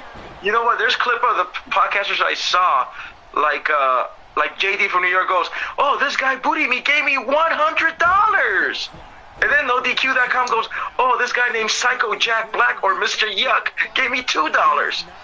Really, idiots? Yeah. Booty me and Mr. Yuck? What kind of fucking names are those? Do me a favor. Go take your $100 and go to a strip club. Go get yourself groceries. Get yourself a couple wrestling figures, like whatever you want to do. But don't watch these fucking morons. Yep. Seriously. Watch me for free and I'll give you all the bullshit you want if that's the case. I got no problem with that. Yep. You get the shit for free. I'm sorry. I just got to say that, guys. And I'm not being cocky, but it's just stupid. It's stupid. It's like the way those podcasters talk. It's unbelievable. Yeah. Those Dave guys are Meltzer comedians, dude. made so much bullshit lies. Remember that one lie he made talking about some King Mabel was supposed to be part of the NWO? Oh, really? Yeah. And you know, Meltzer is hated by Bishop and Jim Cornette. Yeah. So those guys have every right to be bashing Meltzer. Exactly. And second, Because Cornette and Bischoff knows what happened behind the scenes. Dave Meltzer doesn't. Like, Bischoff and Cornette were behind the scenes to witness what happened, what didn't happen, and they even tell the truth that they never seen it. They never seen what happened, whatever he makes up. Yeah, because people like Bischoff and Cornette worked with Vince McMahon and against Vince McMahon, so they know the wrestling locker room more than Meltzer does. By the way, guys, for those that are on MTG Gaming, I'm going to be having a laptop and a mic, so my show's going to be a lot better from now on. So just to put that out there. Okay. So I just got a laptop and a microphone, and now it's going to expand even better. So if you want to hear bullshit for free, I'm your man, rather than you about to pay $100 to hear crappy ass bullshit. Yeah. The DMVN Pro Wrestling writes. DMVN Pro Wrestling writes. The fans have been going crazy for WWE around the world. Puerto Rico, Saudi Arabia, Canada, everywhere. Pro wrestling has something for everyone on the planet who has heart. Macho Gonzalez writes, podcasters will talk a lot of shit that's not true just to make some type of money. That is true. DMVN Pro Wrestling writes... Yeah, but don't... I just said that. Don't pay them money. DMVN Pro Wrestling writes, fans around the globe have loved this product more and more over generations. That is true. Right. It's true. True. That is There's true. your answer. Yeah? Yep. Shout out That's to the right. six in the stream. And this is what I'm talking about. Us LA fans, I'm talking about in LA. We need to step up our game. And you're going to be asking me, How do we need to step up our game? Just watch the Puerto Rico Backlash event. That's going to tell you everything. Let's start getting hyped every single time. Let's start showing more enthusiasm. Even though we don't agree on matches, let's look at Puerto Rico. Look at, they may not agree on every single match, but they're getting into it. Look at it. You can just see it. I'm watching it right now, and they're not stopping at all. They just keep going and going and going. That's what we need to do. We need to do exactly what they're doing and more. Macho Gonzalez writes, is there anyone you want to come back to WWE? You mean like a former WWE that was a free agent, or are you asking somebody that was in WWE that's now in AEW, or are you talking about somebody from the past? Like who are you talking about, Macho? Yes. Oh, somebody from I guess the first one, I guess the one that I just said. If I had to pick somebody to come back from the past that was in overall. Oh, you're talking about overall. You know? Never say never, because they'll come back. You know, I would love to see... They all come back. There's a lot of wrestlers overall that I would love to see back in this generation. It's just... I just can't pick one automatically. Because there's so many of them. Yeah. But we're not getting them back. I couldn't either. We're not, but the sad thing is that we're not getting them back. DMVN Pro Wrestling writes Bret Hart and Macho Gonzalez. Same possibility. WWE. I'm going to respond to that and then let you guys jump in. Okay, so. Go ahead, hold on. I'm going to tell you why Chris Jericho ain't coming back. He talked way too much shit about the WWE. Exactly. So he ruined his chances. He's done. And it's gonna be a while till he goes into the Hall of Fame, probably. Never going to the Hall of Fame. Shit. After what he's been talking, that ain't happening. Do you think it's a possibility that Moxley might? Because Moxley said no, but no. I don't know if he'll do it for the benefit of Seth Rollins and Roman. He belongs in real life. Those guys are friends. He belongs in that atmosphere where the indie crowd that does death matches and all that. And plus, he's having a lot more fun in AEW than he is in WWE. When he was in WWE, I didn't like him at all. But when he got to AEW, I started liking him, honestly. Let's see. DMVN Pro Wrestling writes, WWE nowadays needs a Bret Hart character. Yeah, that's never going to happen. But to answer Macho's question, there's only one person in my head right now, and I did not expect this person to be in my head. Goldust. I would, but I think Dustin will probably come back as a Hall of Famer. You know, because he's retiring next year. Yeah, he is. I would say I would love to see Goldust, Dustin Rhodes back. And now that Cody's back, it is possible, Yeah. But it would be up to Dustin to see if he wants to continue, if he wants to have one last match, or is he just going to pick up a Hall of Fame trophy? Or show up to a Raw reunion, One of the two. I mean, I would love to see the Goldust character, see it come back once again, because I love Goldust so much. But go ahead. So, I'm going to say this. I don't want anybody coming back to anything. You know what I want? I want both wrestling companies to succeed at the highest level so that we continue having wrestling 5 days a week. That's what I want. I want competition to stop. I want shit talking to stop. I want just 5 days of enjoyable pro wrestling from every single company, and that's all I'm asking. Put on good pay-per-views, good shows, make the matches make sense, the bookings make sense, and that's all I want. That's it. That's all I want. Macho Gonzalez writes, Period. I want to see the New Age Outlaws come back into the Hall of Fame. Well, they're in the Hall of Fame with DX, and I doubt They are. both Billy and Road Dogg are ever going to get just those two to get a induction with them. But I mean, they're already in with DX, so I don't think that really necessarily. Yeah, so they're in.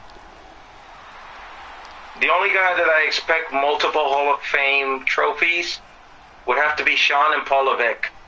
But I don't know about, Billy Gunn and Road Dogg. You're not going to give them a Hall of Fame as the Rockabilly or Billy and Chuck or Smoking Guns or the One or Hey, or the the Road Smoking Dogg. You're Guns. not going to give them the Roadie or the fake Double J. Forget it. He ain't getting it. Hey, but I like the Smoking Guns. I hope they do go into the Hall of Fame. I don't mind them, but Yeah. honestly, Billy Gunn's been very successful doing the Smoking Guns as a tag team champion, and Yeah. Billy and Chuck, and the New Age Outlaws. Yeah. So it's made, Billy Gunn very over, But the Billy and Chuck is my least favorite tag team out of all those tag teams you mentioned. I like the Smoking Guns way better than Billy and Chuck. And they became tag teams in general. All the teams that, that Billy has been teaming up, he's put them over. I even told him that personally at the Jimmy's World Order meet and greet. Yeah. Yeah. You put these guys over. I go, man. Yep. Met him once, he's You an probably asshole. deserve more Hall of Fames than anybody, I met him once and he's an asshole. Are you serious? When did this shit happen? It was in Orlando. Hmm. It was that meet and greet when I met Kevin Nash, James Mitchell, Jesse Neal, and Wes Briscoe. What you call Billy Gunn wasn't talking to nobody at his table. When he was walking into the wait, let me start all over. He was walking into the building. I said, "What's up, Billy?" And he just looked at me and turned away. And then I go to his table just to say what's up to him. And then nobody was talking to him, and then he just didn't want to say hi to me back. Asshole. Yeah, he really is a Mr. Ass man. Anyways, Mr. Ass. Macho Gonzalez writes, that makes sense. I wanted to, but Tony Khan always talk about WWE, and AEW needs to stop bringing in old wash up ex-WWE guys. That's what Macho Gonzalez writes. Yep. Well, here's the thing that I'm happy that Tony Khan's staying out of the way on this one. Mm-hmm. He's embracing the main event feud of Double or Nothing with Darby Allin, Sammy Guevara, Jack Perry, and MJF. That is a very good, historic, young feud main event. You're building those young guys right there in their early 30s, man. That's the way I would like Tony Khan to build this new talent, give them those opportunities, Yeah. That little feud, that feud right there, it needs to be embraced because they are the future and they are the face of AEW. Yes, they are. If AEW survives. I just hope they don't ruin it, Brian, because this seat is getting planted by Darby, Jack Perry, Guevara, and MJF. It's just like it needs to be embraced right there. I agree. Mm-hmm. That's good. I mean, I don't want to see Punk to get involved in that feud. I don't need a Moxley or a Rigo. No, dude. It's enough that that MJF has overcome ex-WWE guys going against him. Mm-hmm. Right. This feud that MJF has with his pro gorilla guys that he fought with, this is good right here. I mean, all these four guys know each other, Right. and now they're main eventing a main roster, and this is their opportunity to shine, Yep. Right. I agree. Yeah, so I hope TK has that very embrace because it looks good. It looks good out of the way these four young guys have planted the seeds and their promos are good, Well, I mean, I wouldn't say their promos are good. It's that, okay.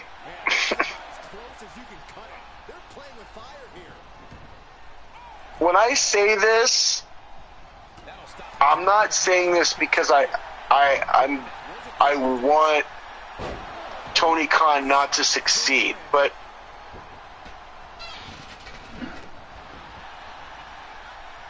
to me, Tony Khan is desperate. Yeah. Because of the fact that, number one, he has not been using MJF properly at all since he's won the title. So he had to find Jack Perry, yeah, Darby Allin, yeah, and Sammy Guevara. He had to use those guys or bring in these guys to work with MJF because Tony Khan had nothing, and I think MJF was getting so furious because he's like, wait a minute, I'm the AEW World Champion, and I'm not even being used correctly. You're not setting me up with any type of matches, so why not give me these guys, and at least I'm being used correctly, and the booking makes sense, and we're going to have a great fatal four-way match. That's why he's doing it. Yeah. I mean, is anybody not thinking about that? Has anybody not even, hasn't it even crossed their mind as to why Tony Khan did what he did? I mean, think about it. DMVN because that is something that needs to be embraced, you know. DMVN Pro Wrestling writes, coming live soon from Connecticut, MTG Famous B, DMVN walking to the WWE headquarters doors and laying the smack down on their ass. Damn right. Macho Gonzalez writes, do you like Impact Wrestling or New Japan Pro Wrestling? I haven't watched New Japan in a good while. And Impact Wrestling, every now and then I check up on it on YouTube. I don't really watch it on TV, but Jose does. Jose de Ocho. I watched Impact. I mean, it's just decent. They do have some pretty good bookings and storylines, but now people are jumping on Impact because of Trinity Fatu, a.k.a. Naomi. And by the way, I need to check out those clips on YouTube to see how her debut went. Debut was pretty overwhelming. It was in Chicago, so it was a very good energy, good jump start that she had. Pretty overwhelming, I would say. Mm-hmm. Emotional, but, you know, she was very over. And, you know, Chicago fans are pretty crazy fans out there, you know, so they know how to give you some hype, you know. Yeah. Yeah, Impact Wrestling wasn't the same like it was back in the day, bro. I used to love TNA. Not Impact Wrestling, yeah. TNA. That's what I used to love back in the day. Oh, yeah, remember Bobby Roode, you know, Storm, Beer Money. Sting, Kurt Angle, Samoa Joe, AJ Styles, Jay Lethal, the X Division, the Tag Team Division, LAX, Beer Money, Team 3D, Motor City, Machine Guns. That's in TNA what's at its best. The British Invasion, all those guys. Yeah, remember Scott? How about Scott Hall against Jeff Hardy? That was a good fight. It was a funny fight. Yeah, it was. Piper was the referee. I remember that one. And I think Piper got hit by. What was that pay-per-view? I think Slammiversary. And I think Piper got hit by the guitar by Jeff Jarrett. Got hit by the guitar. Yeah. Smack that. Macho Gonzalez. No, slap nuts. There you go. Why did you choke on that, Slappy? Macho Gonzalez writes, think about it. Tony Khan is more worried about bringing. That is true. He's more worried about bringing back Punk. I think Tony Khan, here's the thing. He should sit down with these guys and say, are you in or out? Yes or no. Strictly business, no sermons, and that's it.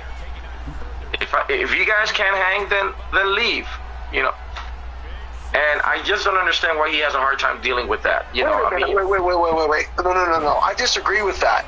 Okay, first of all, tell me why. if CM Punk's a problem in your locker room, why the hell are you going to keep him? You mean to tell me you're going to allow a guy in that's been a problem in your locker room and making your wrestlers unhappy who have been there since day one? CM Punk can go fucking kick rocks. Exactly. That guy has been more of a problem in the locker room than anything. I don't want a problem in my locker room. I don't want it. He's a hypocrite. I want my wrestlers to be happy, not have a guy. Now, CM Punk is a great wrestler. Don't get me wrong, Yeah. but if he's a problem in your locker room, why the hell do you want him? That is true. And what you call CM Punk is a hypocrite. CM Punk is full of shit. The guy, like, I don't like CM Punk at all. What do you think of Phil Brooks when he made this Raw appearance and this Impact appearance? Was this a publicity stunt, Brian? Or Miguel? It was all about him. It was all about him. Do you think it was ever about any other wrestlers? It's about him. Of course not. Like, CM Punk almost cost Roman Reigns his career. Yeah. Yeah, he almost cost him his career. And Roman Reigns really despises him. A lot of people, I heard a lot of interviews from wrestlers. They all really don't like Punk. Hornswoggle and then it's funny said some shit about him. Who else? Kevin Nash said some kind of said some shit about him. Yeah. So yeah. Because here's the thing, when they say that he made that Raw appearance, I think they say he was enforced to be escorted out because Vince didn't want him. You know, he's under AEW contract and it's called tampering. But Brian, wouldn't that concern Tony Khan to have Phil Brooks to be making those appearances at the competition while he's on contract?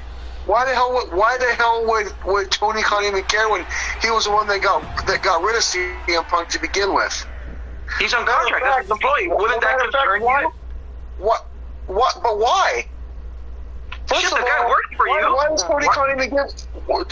Tony Khan shouldn't even be worried about that. What Tony Khan should be worried about is his company and his brand, not CM Punk.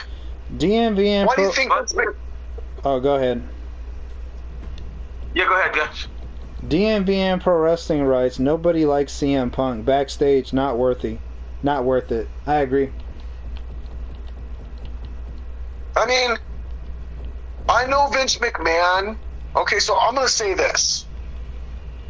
I don't agree with Vince McMahon doing what he did to CM Punk. CM Punk married AJ. They were having a wedding and da-da. So I don't see how CM Punk did any wrongdoing. So I'm not going to hold CM Punk accountable for anything that happened when he was in WWE. But now I'm going to hold him accountable for his actions in AEW. Mm-hmm. Yeah. If he's a problem in my locker room and he's pissing off my wrestlers who have been in the company since day one, I'm going to kick your ass out. I don't want you. Yeah. Period.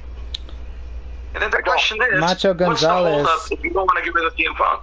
That's my question. What's the holdup, TK? Macho Gonzalez writes, is he on contract, yes or no? Macho Gonzalez writes, CM Punk is a cancer in the wrestling industry. Yes, he is. Yeah, he is. He really is. I agree. And what you call, agree. He bitches and complains all the fucking time. Like, Vince gave him the title. Remember when he had that long WWE title reign back in 2012, 2013, somewhere around there? Yeah. And he had it for a whole year and he was still unhappy.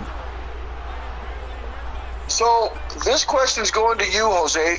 Why would you say that TK needs to get over the CM Punk situation? If CM Punk is a cancer in your locker room, why do you think TK needs to get over that?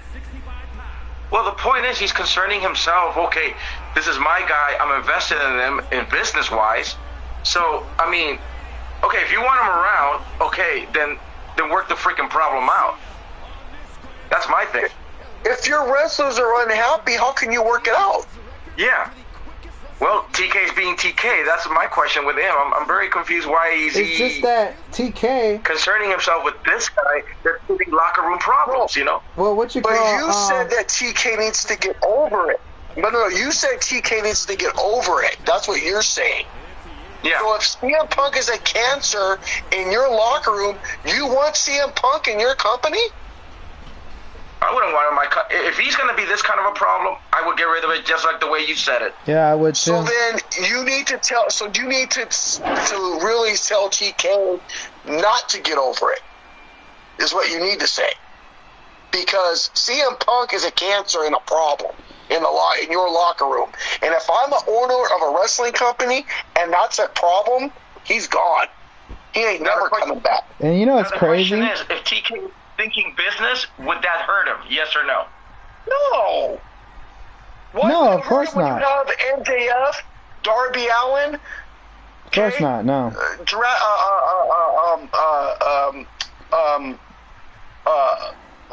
Perry, guys like Aleister Black, guys like all these guys. You don't need CM Punk for what? Yeah. What you need to focus on, Tony Khan, is making MJF happy and everybody else. And plus, I'd rather be. And plus, you would rather want to be invested in MJF more than CM Punk. Yep, he's your guy. Thank you. And Chris Jericho said something about that whole incident. Like he said, he talked about what Vince would do that Tony Khan is not doing. He said that Vince wouldn't put up with it. Vince would actually take some action to do something about it. That's not... Tony Khan can't do that. I mean, he can. He just doesn't know how to do it. There was never a meeting. Yeah, and they said there was never a meeting between Chris Jericho and CM Punk that never took place. Yeah, and let me see. DMVN Pro Wrestling writes, who y'all thinks leaves Tribal Chief? First Solo or one of the Usos? I don't really give a damn. I hope they all fucking break up. They're gonna break up eventually, but go ahead. Yeah, what did you hear? The question I wanted to ask Brian, what did you hear so far about Jericho and Punk having a meeting? Did that meeting took place, yes or no? Or what did you hear so far about that? I haven't heard anything about any meeting taking place between those two, but I mean, I'm sure Chris Jericho wouldn't even meet with them anyway, because like I just said, he's a problem. And okay, what CM Punk is to pro wrestling is what Terrell Owens was to every fucking football locker room when he playing for his football team. I'm gonna say that much.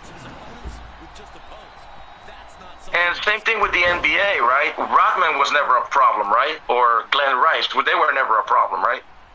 Because I mean, you had guys with controversy there too. Glenn Rice was never a problem. Dennis Rodman was too much of a diva, like a WWE diva. Fucking diva. That was his problem. I haven't heard nothing about. Problem. I have never heard anything about Glenn Rice being a problem in the locker room. No, Glenn Rice has never been a problem. Let's see. Dennis Rodman, a total diva. That was his problem. Good player, though. Yeah, Hall of Famer, 5-time champion. But just too much of an outside social media guy. Let's see. Yeah, it's like every time he was like in every team he would go, a controversy would create. He would go to Dallas, San Antonio, LA, Chicago. Yeah. You know. He caused problems in games. He was like your human Twitter. Yeah, like he keeps bothering the players, and Charles Oakley even said this. Charles Oakley from the New York Knicks said in an interview, Rodman knew who he wanted to mess with, and he knew who he did not want to mess with, because the only way that you're gonna get Dennis Rodman to stop fucking with you, if you fight him after the game. That's what Charles Oakley said in an interview. Yeah, and then they say in the Lakers that when Dennis Rodman was in LA, for Shaq and Kobe, Rodman was nothing but a distraction to Shaq and Kobe there. And Phil did not want to deal with it. Because I remember, you know, me as a Chicago person, when Dennis Rodman was in Chicago, Phil Jackson didn't want to deal with him. And he told Pippen and Jordan, this is your friend, you deal with him. I ain't dealing with him. It says... So that's how the whole thing in Chicago worked out, you know. Yeah. They had Jordan and Pippen and to deal with him and to calm him down. And Pippen didn't even want him on the team because going back to that rivalry in Detroit, like Pippen didn't even want him on the team. It says here, Macho Gonzalez writes, also even Eddie Kingston said it best, that promo when he said, nobody want you here and stuff.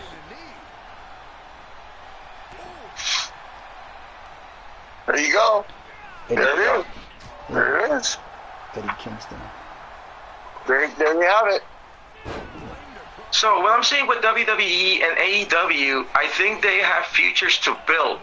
You have AEW that can build MJF, and then you have WWE with Theory. Is it too soon to try to build Theory right now, Miguel and Brian? I mean, so far he's a U.S. champion, but too early to build him to be a face of the company now. Now him defeating Cena, and then right now currently being the U.S. champion. Is there anything missing with Theory right now? Okay, Miguel, you want to go answer that? I mean, wait, let me be sure I got the question. Are you? Or do you want to embrace them now? Okay, is that my question? I'll answer it. Okay, so at this point in time, okay, so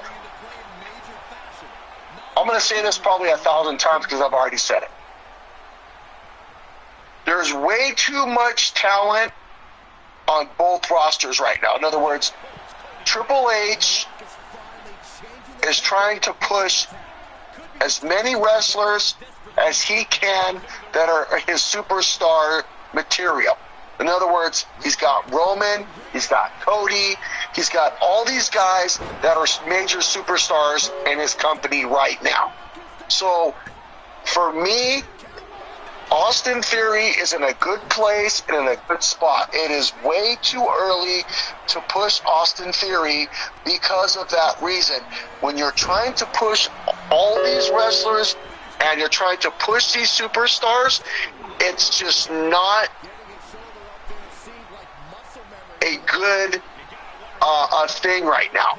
And Austin Theory is definitely the future, but he's not the now, but he's in a very good spot. He's very talented. He's got really good potential, but in the position that Triple H is in, it's so difficult for him, and I understand, because you got to make the right decisions at the right time to push these wrestlers that are your top superstars, and you got to be very careful on how you do it. And he's put in a very difficult position. So for Austin Theory right now, he's good where he's at, but he's definitely the future. He's definitely the future, for sure. Macho says, I would say, yeah, WWE needs to take the titles off Roman Reigns. Here's the problem. What title are you specifically talking about? Are you talking about both titles? Or are you talking about one title? Because understand this. Okay. Like Roman Reigns, dislike Roman Reigns. Roman Reigns is the face and the product of this company. Agreed. So you cannot fuck with that. Why do you think Triple H made this statement on Raw saying, wherever Roman goes, those titles go with him? If Roman Reigns leaves the company, it's not going to be the same. Now, I'm not saying Cody can't do it. I'm not going to deny that. But right now, Roman Reigns is your guy. Yep. Agreed. Plain and simple. He writes both.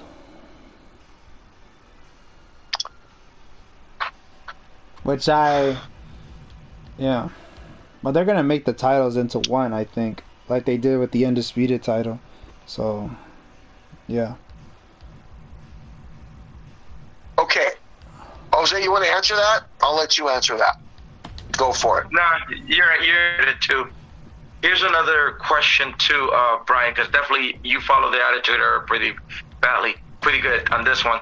How easier was the push when Randy Orton was 24, Brock Lesnar was 25, and The Rock was 27? How different was their bookings easier comparing to now's bookings with MJF in theory? Do you think because of too many rosters, or was it a lot easier at the Randy Orton era comparing to the Theory and the MJF era right now? Because I mean, you booked up Randy pretty well. You booked up The Rock pretty well, and Brock Lesnar, and these guys were like under 20s. On those times, we follow those guys, you know. Yeah. So age is a very important factor, Mm-hmm. and it plays an important part. So when you have guys that are the age of 20 or 25, your main focus is to try to push them as much as possible because they're so young. And when you have your older talent working already, you're going to want those older guys to work with the younger guys to push them over like we talked about. So as far as AEW goes, I mean, it's really hard because at that time WWE had so much better talent than AEW does right now. And even as we speak right now, WWE has far so much more talent than AEW. And again, I'm not saying that the wrestlers are not good. That's not what I'm saying. What I'm saying is that there's so much more talent on Raw and SmackDown that if you put both rosters against AEW, AEW's getting smoked. Period. Yep. And Yeah, let's not wait. I'm almost done here, and I'll let you guys talk. And not only that, half of that roster in AEW is all former WWE superstars. Yep. Yeah. Do you think it was easier, guys, in the past for The Rock and Brock Lesnar and Randy to already get those pushes because there was no brand split involved at that time, comparing to now that we have a brand split? Well, and I mean, because they got pushed pretty well, you know? Well, in Randy Orton and Brock Lesnar's day, there was a brand split. But The Rock, there was no brand split because there was no brand split in 1998 when he won the title. That was an Attitude Era, though. Yeah, there was no brand split. Yes. And I know he was like, I think what made The Rock historic about him that he became the first young 27-year-old WWE champion. Then it came into Brock, and then it came into Randy, you know. Yeah. But it seems like it was a lot, you know, easier for Vince and the bookers to push these guys at that time. Now I feel like it's a difficult time for the bookers to try to push this guy or push the other guy, you know. And I don't know if major high roster has a lot to do with it that comes to play, you know. Well, in The Rock's day,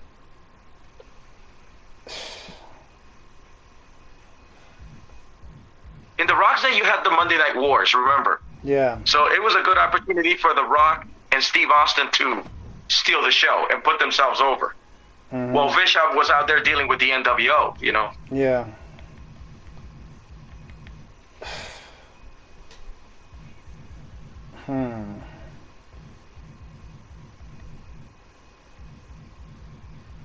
Well, because No, time during changed in Brock the wrestling Lesnar's business, you know? during Brock Lesnar's day, he was the only upcoming wrestler. Because remember, he came in 2002 and he won the WWE title in 2002. And the people like John Cena and Randy Orton, they didn't come in till later on. So I guess for Brock it was easier, but Randy Orton and all of them and John Cena, they came in later on, well, like way after Brock. So I guess I would say that Brock Lesnar, I guess it was like he was. I guess Brock Lesnar when he first came in, he was the only guy that they could push, that they could make a new star out of. Yeah. Because remember, Randy Orton and John Cena came in 03. Brock Lesnar came in 02, and they were already building him up by him beating The Rock, putting him in handicap matches, and having him destroy monsters like Rikishi, and putting him in handicap matches against the Hardy Boys, which built him up really great. Yeah. And so I would probably say Brock got the easiest, and because Randy and John came in like way after.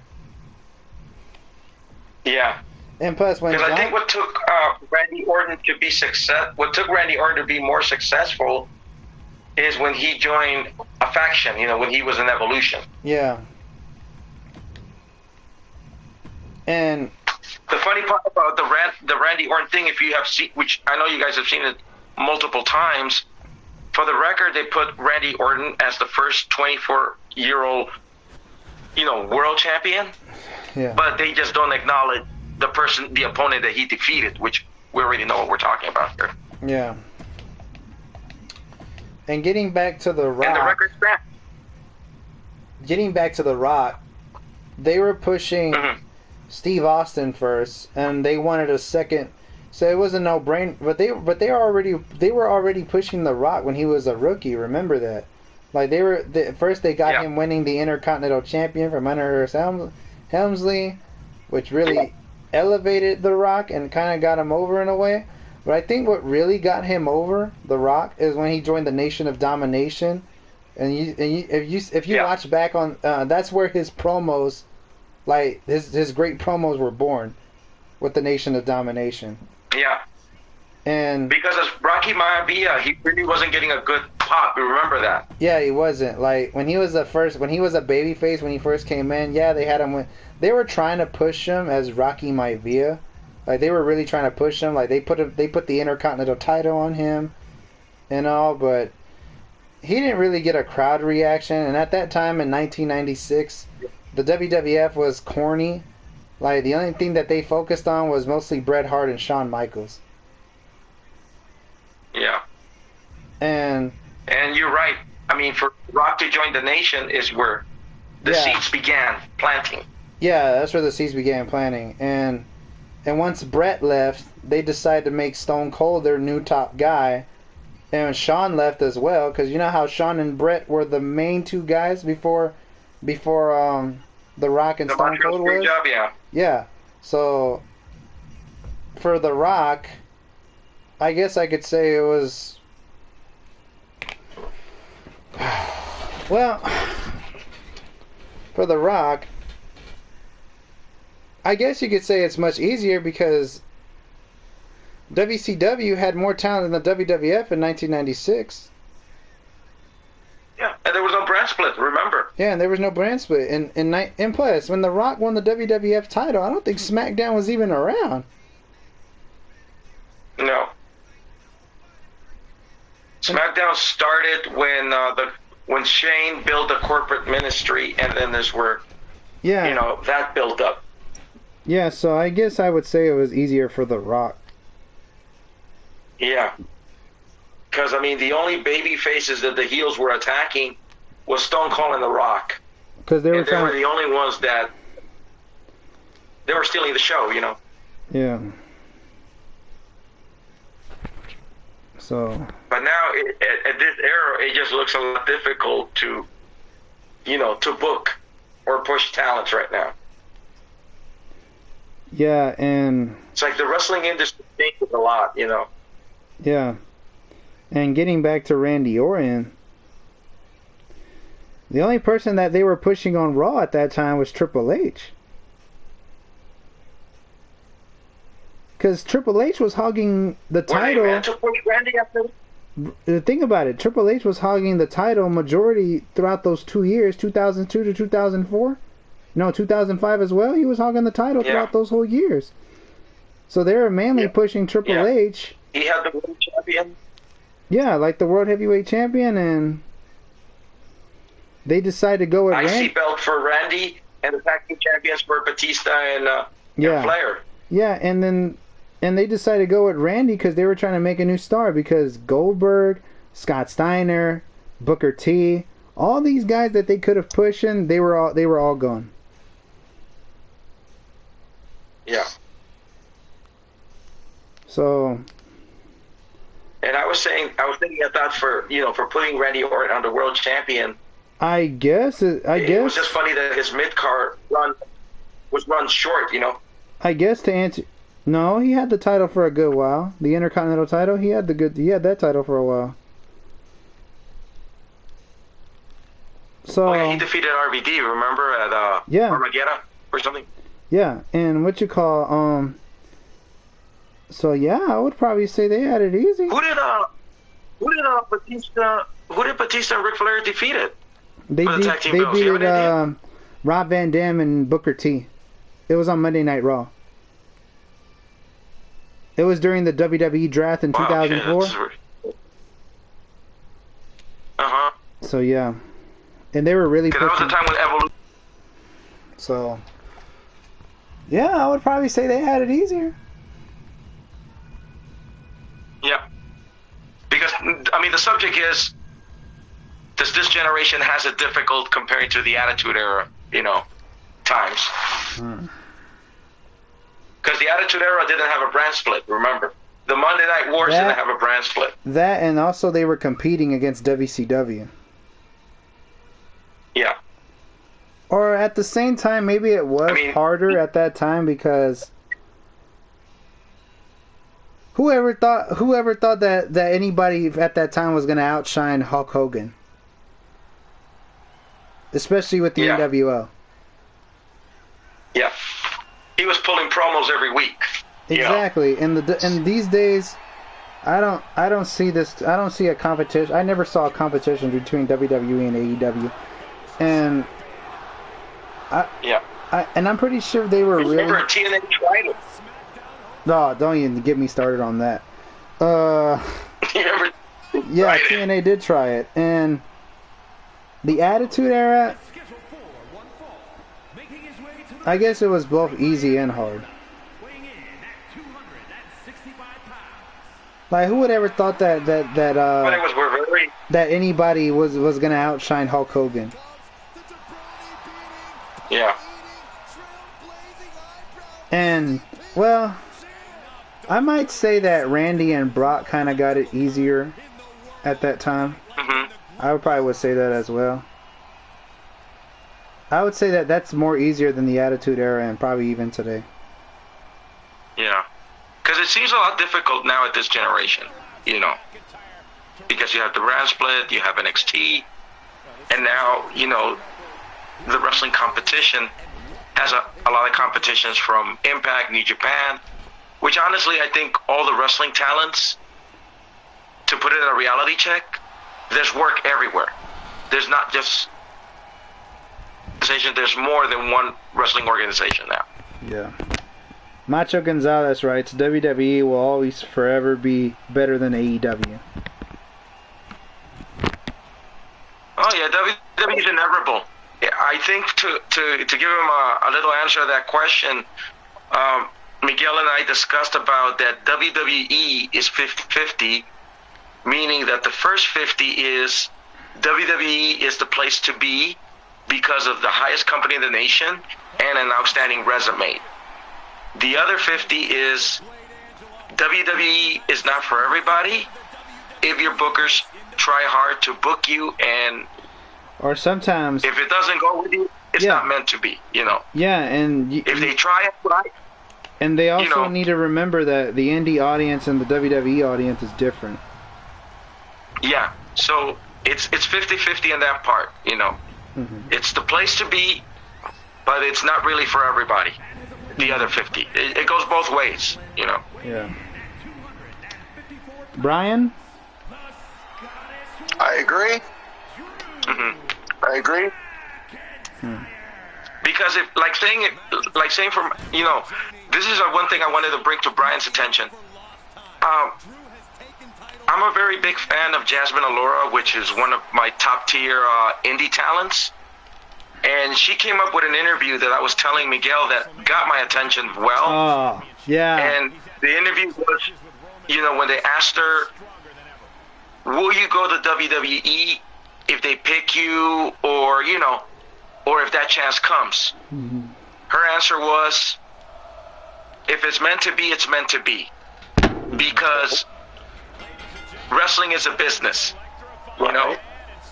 And when she said that, if it's meant to be, it's meant to be, what got to my attention to that, Brian, it wasn't that she was giving you a forced answer.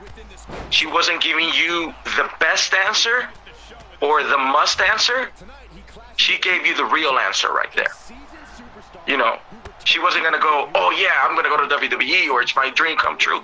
She kind of laid the cards on the podcasters and said, hey, if it's meant to be, it's meant to be. You know, right now I have a second gig. If this doesn't work out, then I got this second gig.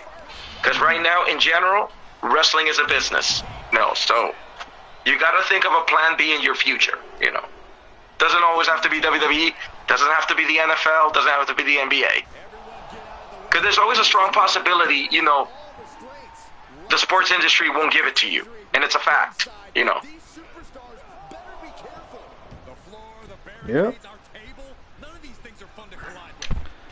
Hey, some athletes are already either bus drivers, chefs, house investors, you know, anything besides, you know, wrestling. Yeah, the fucking Midian, a.k.a. Phineas Godwin, is a chef right now out there in Tampa. He's a chef, right? He's a chef out here in Tampa. Yeah, he's a chef. Yeah. You know? Yeah.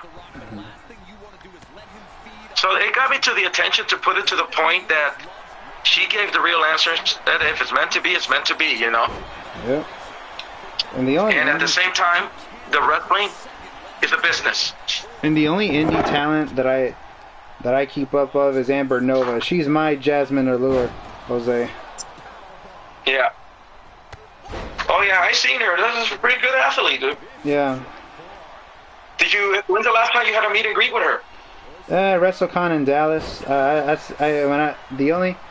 I've been to a few indie promotions here, but I don't make a big deal out of them. I just go because the reason why I went to these indie shows out here is because actual WWE and Impact Wrestling talents was going to be there, and I wanted to meet them in person because I never met wrestlers before at the time. So that was the whole reason why I did it. Yeah. And just recently, an indie show in a town not too far away from me, recently they had Moose and Matt Cardona. Oh, wow. And they also had that stupid pizza maker from AEW, Luigi Primo. Are you kidding me, dude? I'm Yeah, for real. Hey, Brian. Brian? Yep. Luigi Primo was in my area. Was in my area recently. Oh wow. So yeah, Wow. that's what you call So yeah, I mean, that's the only reason why I went to Indies. I mean, I wouldn't mind going to one, depending on who's gonna be there. Like if I want to get a signature off or a picture off of somebody. It just has to be the person that I really want to meet. I wish I could have went to meet Matt Cardona because I would have got him to sign my United States title, but fortunately I couldn't do it, so yep. I decided to take him before WWE would take him, so that's the only reason why I got him, you know? Yeah. I mean... You never know when these companies want to hire who or if these guys want to reconsider themselves to go to work back there, you know? It's that always never say never deal, you know? Mm-hmm. Always expect the unexpected from all these people, dude. I mean, this is their careers. That's the line I use all the time on my show. That's right. Yeah, because you never know. Dude. Yep. I mean, this is their careers, dude. They got mortgages to pay, and if they have kids to feed, they're gonna feed them, Yeah. Huh? I mean, the point is, I can't figure out most of these people, these followers and fans, that why you gotta worry how much money strangers are doing or what strangers are out there going through, dude. Come on, dude. Don't you got your own problems? Yep. Stop worrying about what strangers are doing, man. Really. Yep.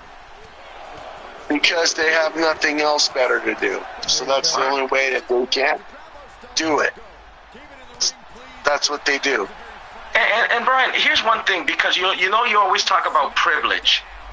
How do you feel for a bunch of dumb fans stalking the talents at their hotel and their airport? That's as a person, like saying, if you were a talent, how would you feel as a human being, somebody out there stalking you and waiting in a hotel for an autograph or something? That's fucking Or weird. if you're going to use the autograph to spell it.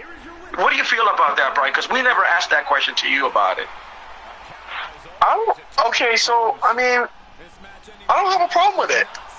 If you're outside the hotel room and you know they're going to be there and you're waiting for them, to get an autograph, I don't see what the issue is. See, stalking and waiting is two different things.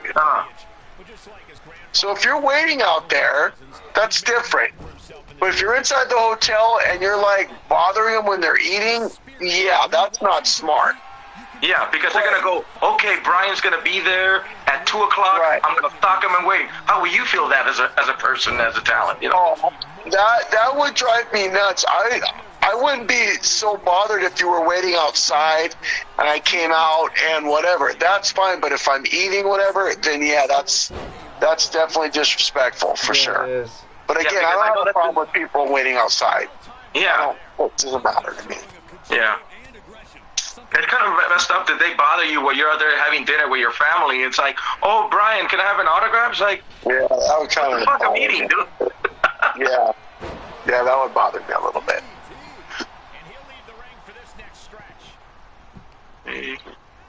Yeah. But, Yeah. Well, guys, our time is up, and I think Brian's prediction, he doesn't win 7 games on this NBA playoff, so and Jose, for him, okay? Because he doesn't win Game 7 on this, okay? Well, I'm sure Miguel doesn't want 7 games against the Knicks. no, I do not. But I don't think we're gonna go to 7 games but against the Brian, Knicks. isn't this entertaining you at least, or you just don't want 7 games? I mean, these players are getting too good. You know that. Yeah, they are. Right, but you never want to take a team to a 7th game because it's to your disadvantage. You don't ever want to do that. Mm-hmm. It could be a good thing and a bad thing, but you just don't want to. You just don't want that. You just don't want to do it. Yeah. So. And the last thing you do not want are sweeps. Shaq and Kobe learned that the hard way, man. They don't want sweeps. Right. And second, Exactly. Jose, I am not a Boston Celtics fan. Oh, that we know, yeah. That's why you always bash them. Exactly. And neither am I, and I'll bash them too. Yeah. I think Brian hates them more than I do. Oh yeah. Hates them more. Oh yeah. That word is never allowed in my house. Yeah. You get that out. Since the Larry Bird regime, right? Yeah. Damn right. Take that shit and go out. Yeah. Bye. All right, guys, Yeah. we'll turn in and we'll see what the NBA playoffs can do for us and what bookings we get, and we'll see what other topics we can all tune in on to. But the NBA playoffs is getting fun, and I made up my mind. I'm watching NBA playoffs instead of Raw. All right. No offense, Raw. Okay. No offense, Hunter. All All right. right. Well, By the way, you don't have to leave the group chat. You can stay in here. You just pop in every now and then. and just turn I off mean, All right, we'll do. and just mute the call. Like, you don't always have to answer anytime we're on a call. that's or what I whatever. do. Yeah, that's what I do. I just mute it. Yeah, I just mute it. Yeah. I don't And, ever. Yeah, if I have to. But yeah. Macho Gonzalez wants to know. We'll do that, and Macho Gonzalez wants to know, when would you guys come back? Usually every weekend we have Jose the Ocho on here, but it's mostly going to be me and the tribal chief, Christian Reigns, on this, and I'm here gaming, or sometimes I'll game by myself, depending on what game I'm doing, Macho. So, and I appreciate you, Macho Gonzalez, for being on here, bro. So, have a good night, man, because I'm about to head on to bed as well. But, alright then, Macho. Well, yeah, get some rest here, Brian. You got an NBA goal. Hey, so do you, Miami Heat. Yes, I do.